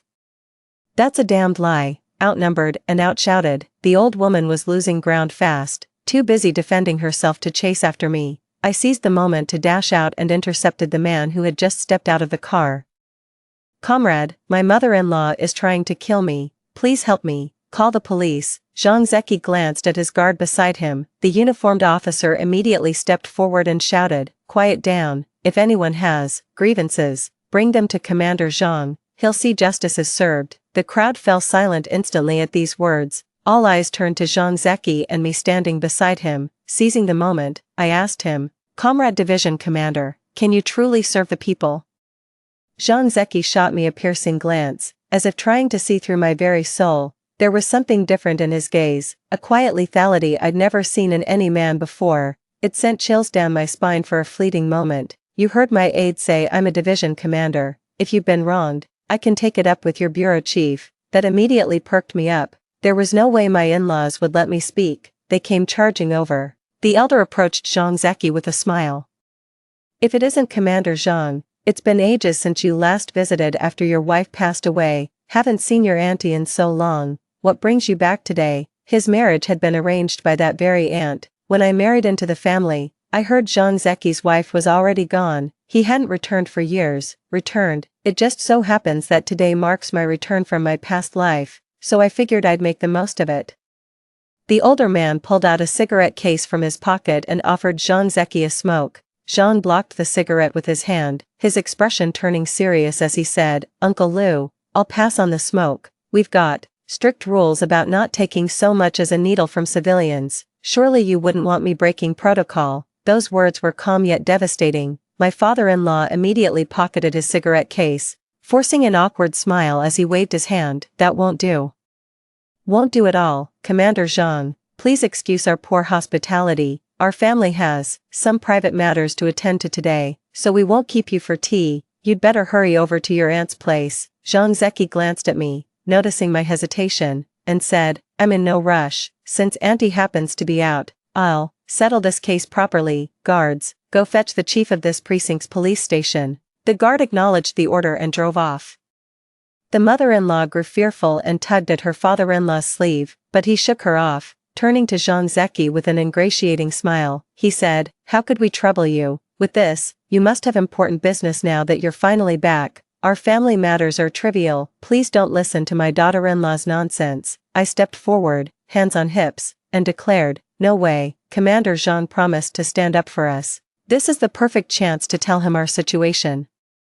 Dad, haven't we been unable to find Shiguang's body? If the dead aren't properly buried, their spirits will turn vengeful. We absolutely must beg Commander Zhang to help us recover Shiguang's remains." My mother-in-law shot me dagger looks and hissed through clenched teeth, "Our petty affairs aren't worth troubling an officer. Get your ass home this instant, or you'll regret this." Ignoring my mother-in-law, I turned to Zhang Zeki and asked, "Commander Zhang, as a soldier of the people, you'll surely uphold justice for us, right? We're only seeking fairness today. If Shiguang's death won't rest in peace without justice." The in-laws still insisted that Zhang Zeki shouldn't interfere with the Liu family's affairs. "General Zhang is busy. Stop making unreasonable demands," Zhang Zeki said with a wry smile. "I'm not busy today. Since she called me a soldier of the people, how could I ignore my fellow villagers' troubles? My aunt lives in this neighborhood. Such incidents must be distressing for elders like her. Don't worry, Uncle Liu, I'll help you get justice for Shiguang, and make things right." The in-laws, their faces looked like they'd swallowed something vile. Meanwhile, I secretly relished the moment. When people noticed Zhang Zeki's intervention, they assumed it was just for appearances. Everyone chimed in, "Commander Zhang has such a kind heart. Going out of his way to stand up for your Liu family, shouldn't you thank him?" "Exactly. Commander Zhang is a truly upright official. You're so fortunate he happened to return. Hurry up and thank Commander Zhang," the old man said stiffly. Thank you, Commander Zhang. Don't mention it. It's my duty." Parents-in-law, I ushered Zhang Zeki inside, and immediately a crowd gathered outside the door that simply wouldn't disperse no matter what. I took out the letter and handed it to Zhang Zeki, saying, "Commander Zhang, this is Liu Shiguang's letter. Ma Shangjing claims it's his final testament. but I can't make sense of it. Could you take a look? My in-laws turned pale with fright, wanting to snatch back the letter but lacking the courage. They could only glare at me, with deep hurt in my voice. I protested, Mom, Dad, why are you glaring at me? I'm only trying to get justice for Shiguang. If we don't let Commander Zhang see this, when will we ever recover Shiguang's body to give him a proper burial? Finally losing her composure, mother-in-law hissed through clenched teeth, you actually want Shiguang dead, don't you? With feigned innocence, I said, Mom, you're overthinking this. Shiguang was my husband. He never held my infertility against me. Why would I ever want him dead? Besides, isn't he already gone? How can you accuse me of wishing his death? Mom, this is slander, pure character assassination. Mother-in-law. Zhang Zeki glanced at me, amusement flickering in his eyes. Me, what's so funny about this? Did he see through my act? No way. Of course I want Lu Shiguang dead now, to avenge my murder in the previous life. You, my mother-in-law raised her hand to strike me, but Zhang Zeki slammed his palm on the table. Her hand jerked back instinctively as she quickly retreated to a corner. The room fell so silent you could hear a pin drop. My father-in-law reluctantly took his seat and gestured for his wife to pour them tea. Commander Zhang, you've read the letter. What did Shiguang say? Zhang Zeki said with a strange expression, read the letter yourselves first, we'll talk after. When handed the letter, I merely skimmed it, clenched my jaw tightly, and suppressed the hatred in my eyes. In my past life, I held on to this letter for years, reading it daily until I could recite every word, punctuation perfect. I've been wondering why Lu Shiguang wrote that letter. Did he have some premonition of his impending death, fearing his parents would make life hard for me after he's gone? So he left a posthumous divorce note. Only when I saw him with his mistress did I realize Lu Shiguang had long since fallen out of love. All his kindness was just him using me. He wasn't worried about his parents giving me a hard time. He just wanted a free ride in this marriage. His parents clearly knew the letter's contents beforehand. Reading it with practiced calm, the mother-in-law studied the letter to summon her emotions, finally squeezing out crocodile tears. Oh, that wretched soul. Shiguang's had such a hard life. His father and I had no connections. He had to fight his own battles. Commander Zhang, what's a man to strive for in this world if not an heir? But Suyesha can't bear children. Shiguang's heart ached with bitterness. So he went out to drown his sorrows. That's probably what led to the accident. Shiguang clearly died with resentment in his heart, leaving this letter behind. Today I beg you to rule, grant Shiguang and Suyesha a divorce. Those words aligned perfectly with my own thoughts. Zhang Zeki looked at me and asked, Comrade Su, what are your thoughts? Biting my lip with reddened eyes, I said, Commander Zhang, Shiguang treated me well when he was alive. I swore to stay by his side forever. But now he died under suspicious circumstances. How can I accept being dismissed with just a letter? What if it's the murderer's scheme? How could I ever rest? This insults my devotion to Shiguang. I'll agree to divorce, but only after seeing his body. As his widow, I must observe 3 years of mourning at his graveside before ending our marriage, provided they can find Lu Shiguang's body. The in-laws panicked. Of course they couldn't locate Lu Shiguang's remains without Zhang Zeki around.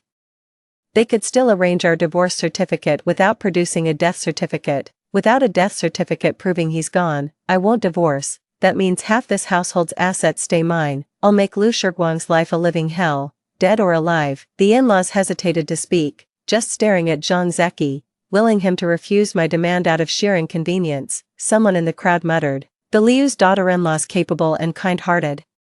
What rotten luck marrying a doomed man. Still, she's got principles, damn it. Even after Shiguang's death we're expected to observe 3 years of mourning. Division Commander Zhang must help recover his remains, or this cold-hearted treatment will break people's spirits. Exactly, what's wrong with being childless? Having the Lu family's daughter-in-law is practically like gaining an extra daughter. The in-laws' expressions grew increasingly grim until the police chief arrived.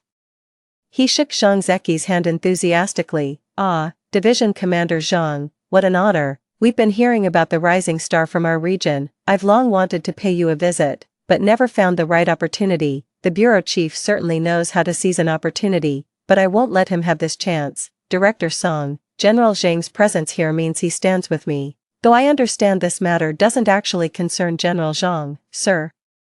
I beg you, as the police chief, to deliver justice for my Shiguang. My poor boy died without leaving a body behind. How can I possibly eat or sleep with this grief? My sobbing made further conversation impossible for the chief. A glimmer of interest flashed in Zhang Zeki's eyes. The chief's face darkened with embarrassment. He shot a glare at the elderly couple and snapped, "Explain yourselves, what really happened here?" My mother-in-law kept lying through her teeth, spinning this tale. This letter was brought back by Meijin, saying Shiguang died abroad. It contained Shiguang's final wishes. His father and I just want to fulfill his last request to divorce Su Yeshu. That woman's nothing but a jinx. Our Lu family wants nothing to do with her. I sobbed. Mom, how can you say such heartless things? Everyone knows how well I've treated you, Dad, and Shiguang all along. It's plain as day.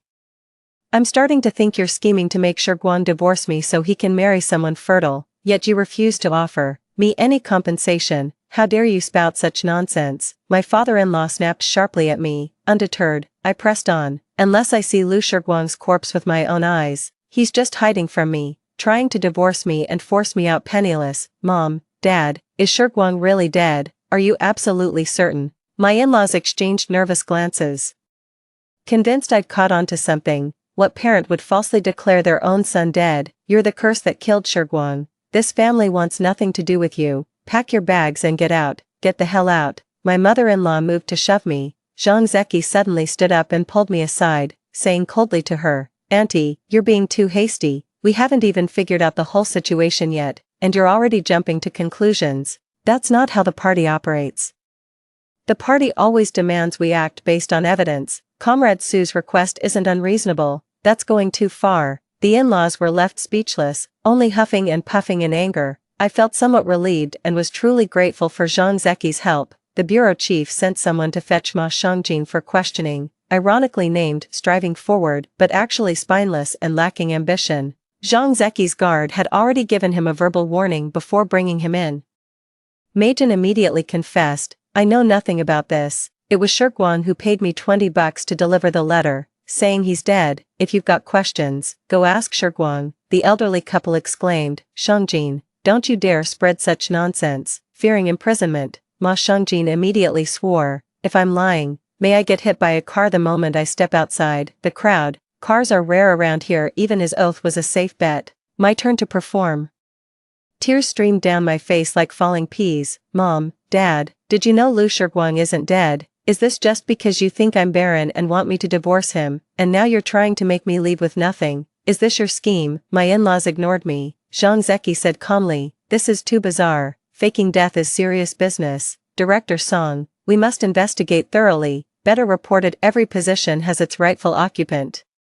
There's stable work available out of town immediately. Dead weight shouldn't hog opportunities." Zhang Zeki is making threats. The father-in-law finally lost his composure and blurted, "Our family rejects Su Yeshu because she's barren. Our lineage can't end with Shiguang. No heir shall bear your name, Su Yeshu. Let me spell it out for you. You must divorce Shiguang immediately. Don't you dare stand in the way of him fathering children with another woman." Clutching my chest in feigned agony, I cried, "So Shiguang's been seeing someone else. That explains why he never comes home, never sends money, yet expects me to foot the bills, and you all turned a blind eye. You've been using me as your servant while Lu Shiguang squanders my money on his mistress and their bastard child." Director Song, General Zhang, how dare the Lu family bully a defenseless woman like this?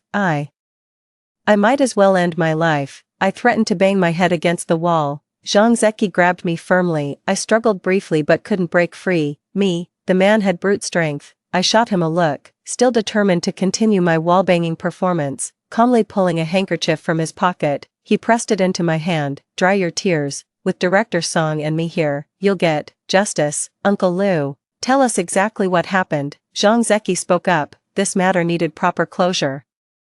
Director Song added pressure. "Old Lu, some lines shouldn't be crossed. They always leave traces. If you still care about Shiguang's future, the truth should have been told straight. Even if divorce was inevitable, deception was never justified. That single lie defined the whole affair." My in-laws' eyes widened in shock. All they wanted was to leave me penniless. Never did they intend to inconvenience Lu Shiguang. The in-laws were tongue-tied, while the nosy neighbors feasted on the juicy gossip.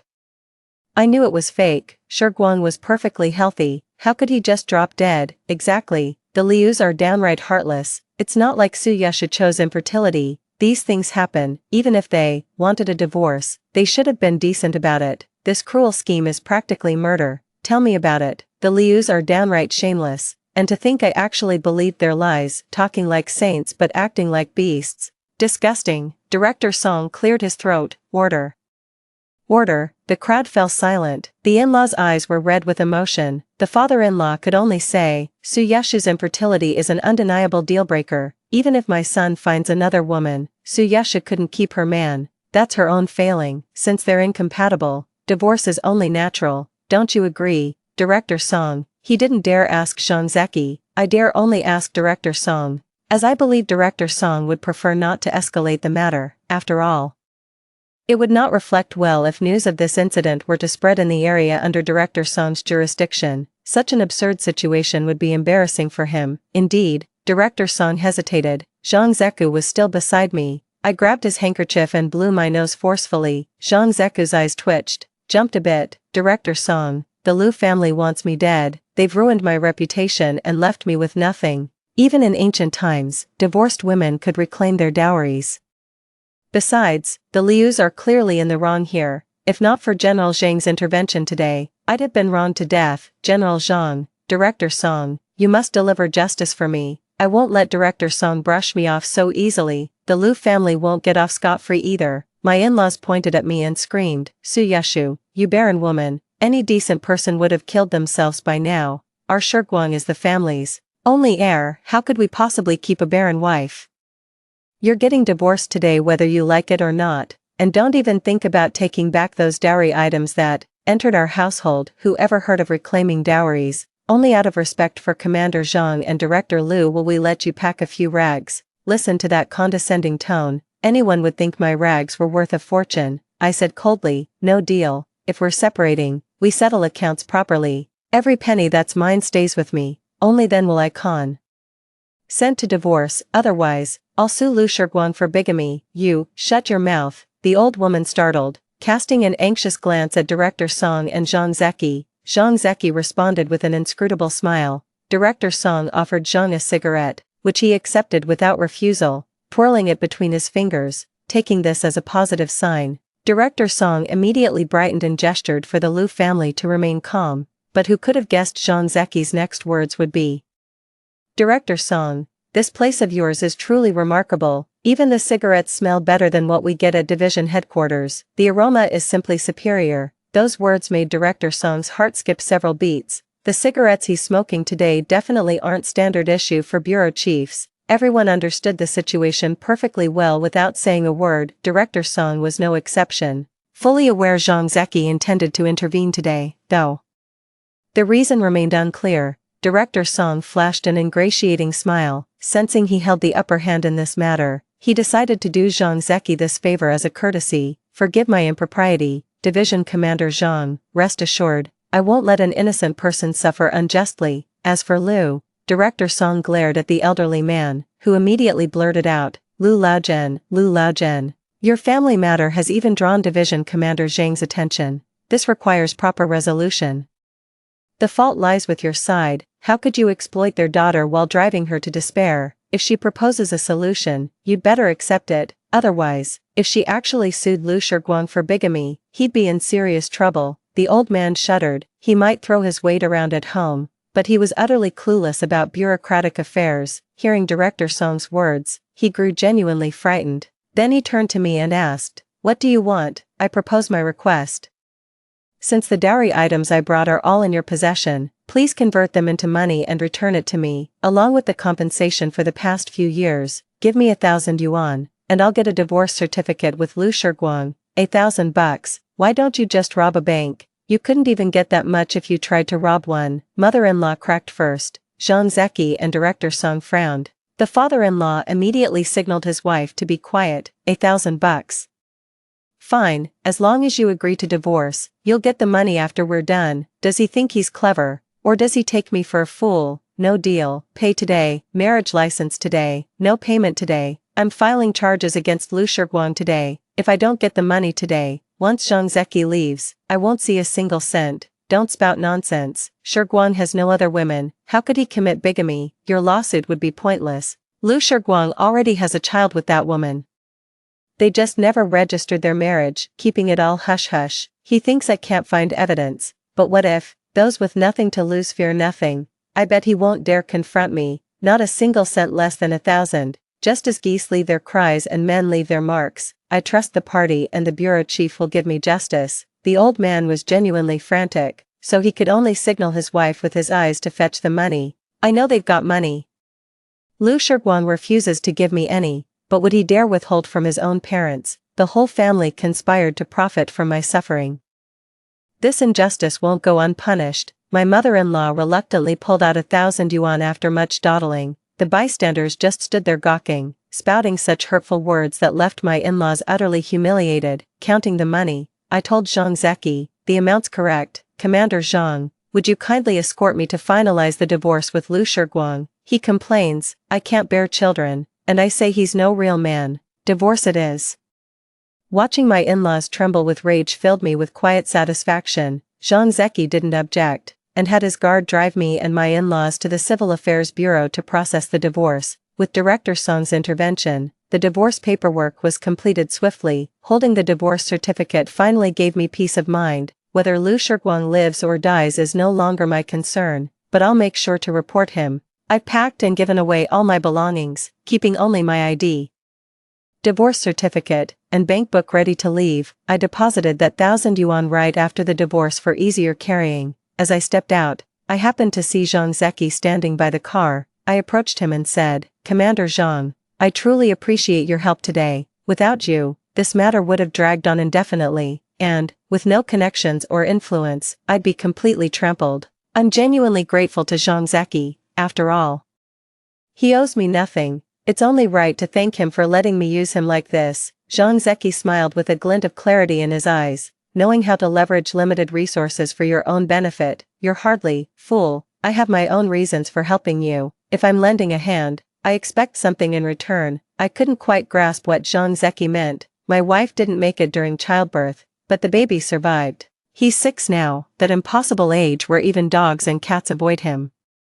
I need someone to keep him in line before he turns rotten. You strike me as sharp, the type who won't get shortchanged nor let those around you get shortchanged either. You're not angry that I took advantage of you. In that instant, I realized my little tricks had fooled everyone else, but not this battle-hardened man. He gave a roguish chuckle. Can't call it taking advantage when I'm willing, since you can't bear children. Mine will be yours, in the future. How's that sound?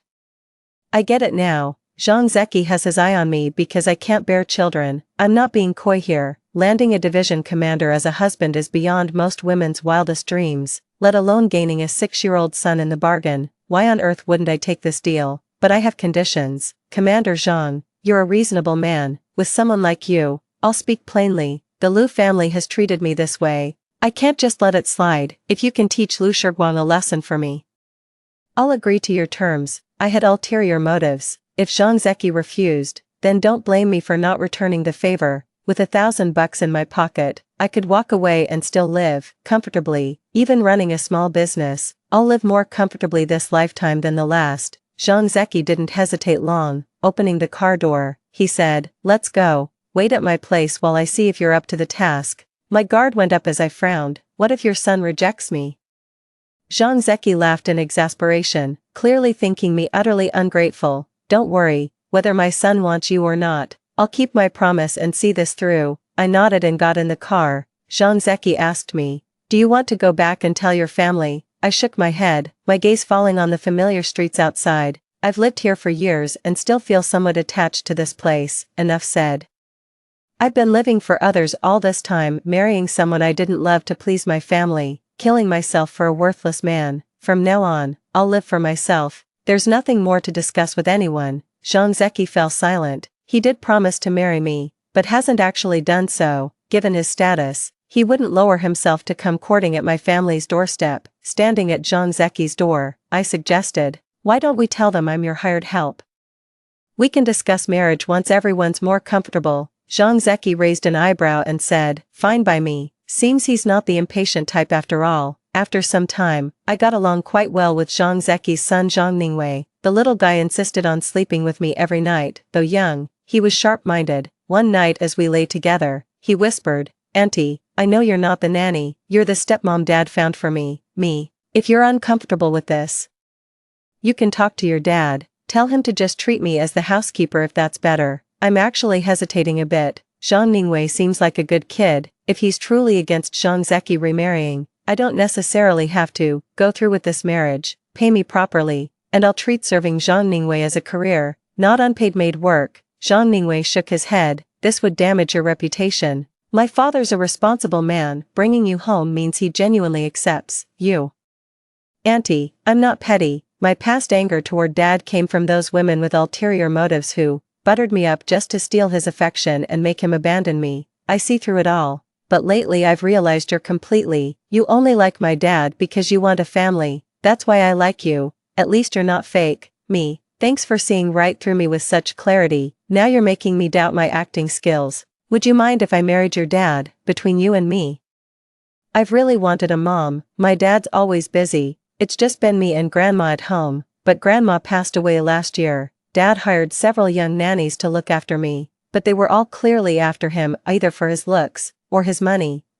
Quite the glowing review of your own father. So you think I'm not after anything? I want money too, and I'm attracted to your dad's looks. My face burned crimson as I forced the words out. Zhang Zeki is quite good looking.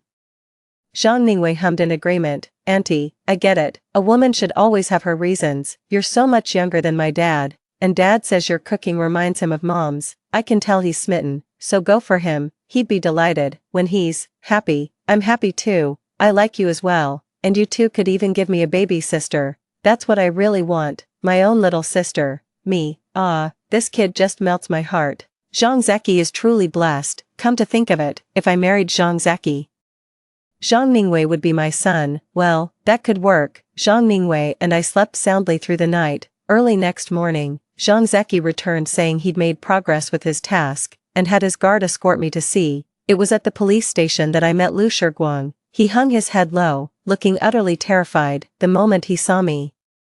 His face instantly became guarded. You took the money, so why are you still reporting me? I didn't commit bigamy. I just wanted a son with a woman of ill repute. Do you even realize how serious this is? The guard almost burst out laughing. Lu Shiguang immediately shut his mouth. I looked at Lu Shiguang, my emotions long since settled. This man wasn't worth anything I'd given him.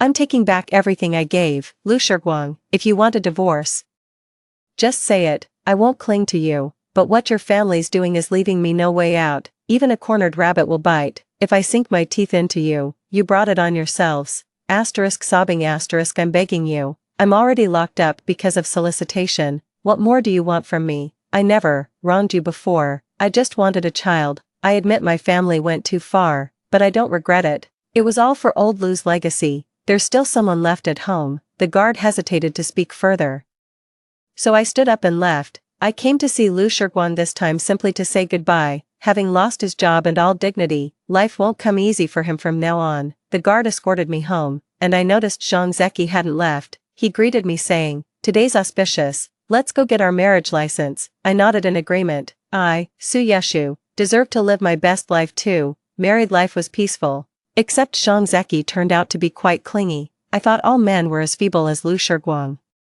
But Zhang Zeki proved me wrong. I started worrying our bed might not hold up. Apparently Zhang shared my concern. He replaced it with a sturdier one, leaving me teased by the neighbors for days. Zhang Ningwei and I got along great, so we took the kids home during summer break. Never expected to feel nauseous during dinner though. When Mom asked about my period, I realized it had been 2 months. I'd stopped tracking my cycle years ago after being told I couldn't conceive.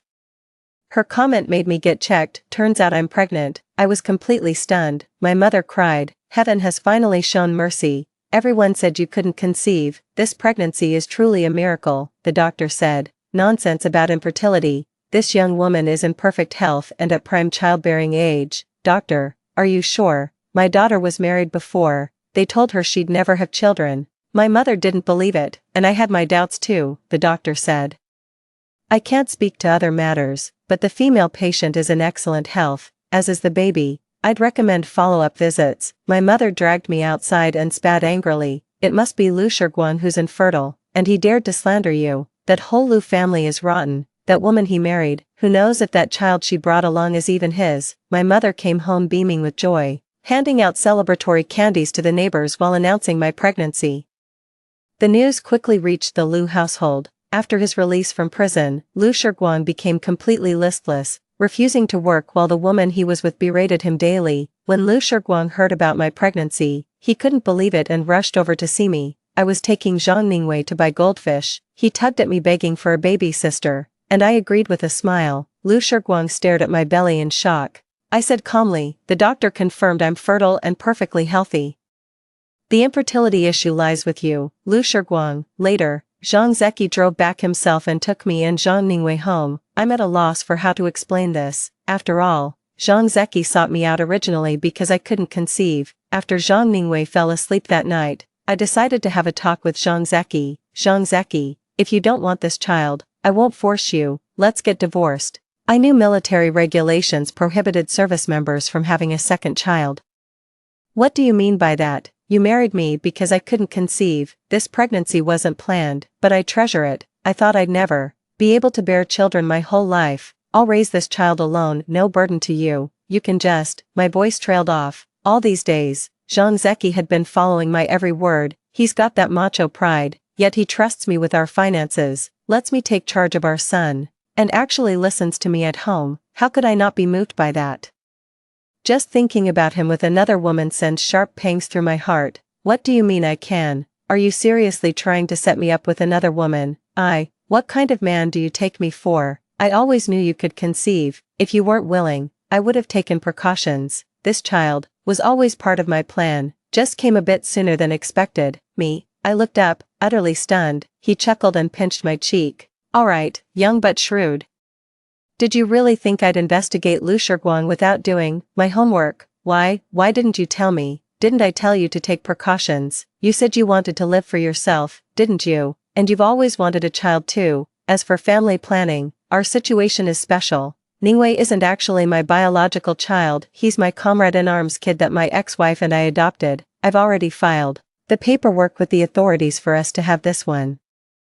Don't you worry about a thing." I immediately felt relieved. I truly want to keep this baby. Later, when Zhang Qiqi turned 3 and started kindergarten, through my own hard work and Zhang Zeki's connections, I secured a stable job. Zhang Ningwei adored his little sister, rushing to pick her up from kindergarten every day after school. I can handle 2 kids at once. Zhang Zeki got a vasectomy before I gave birth. Our family's living in perfect harmony now.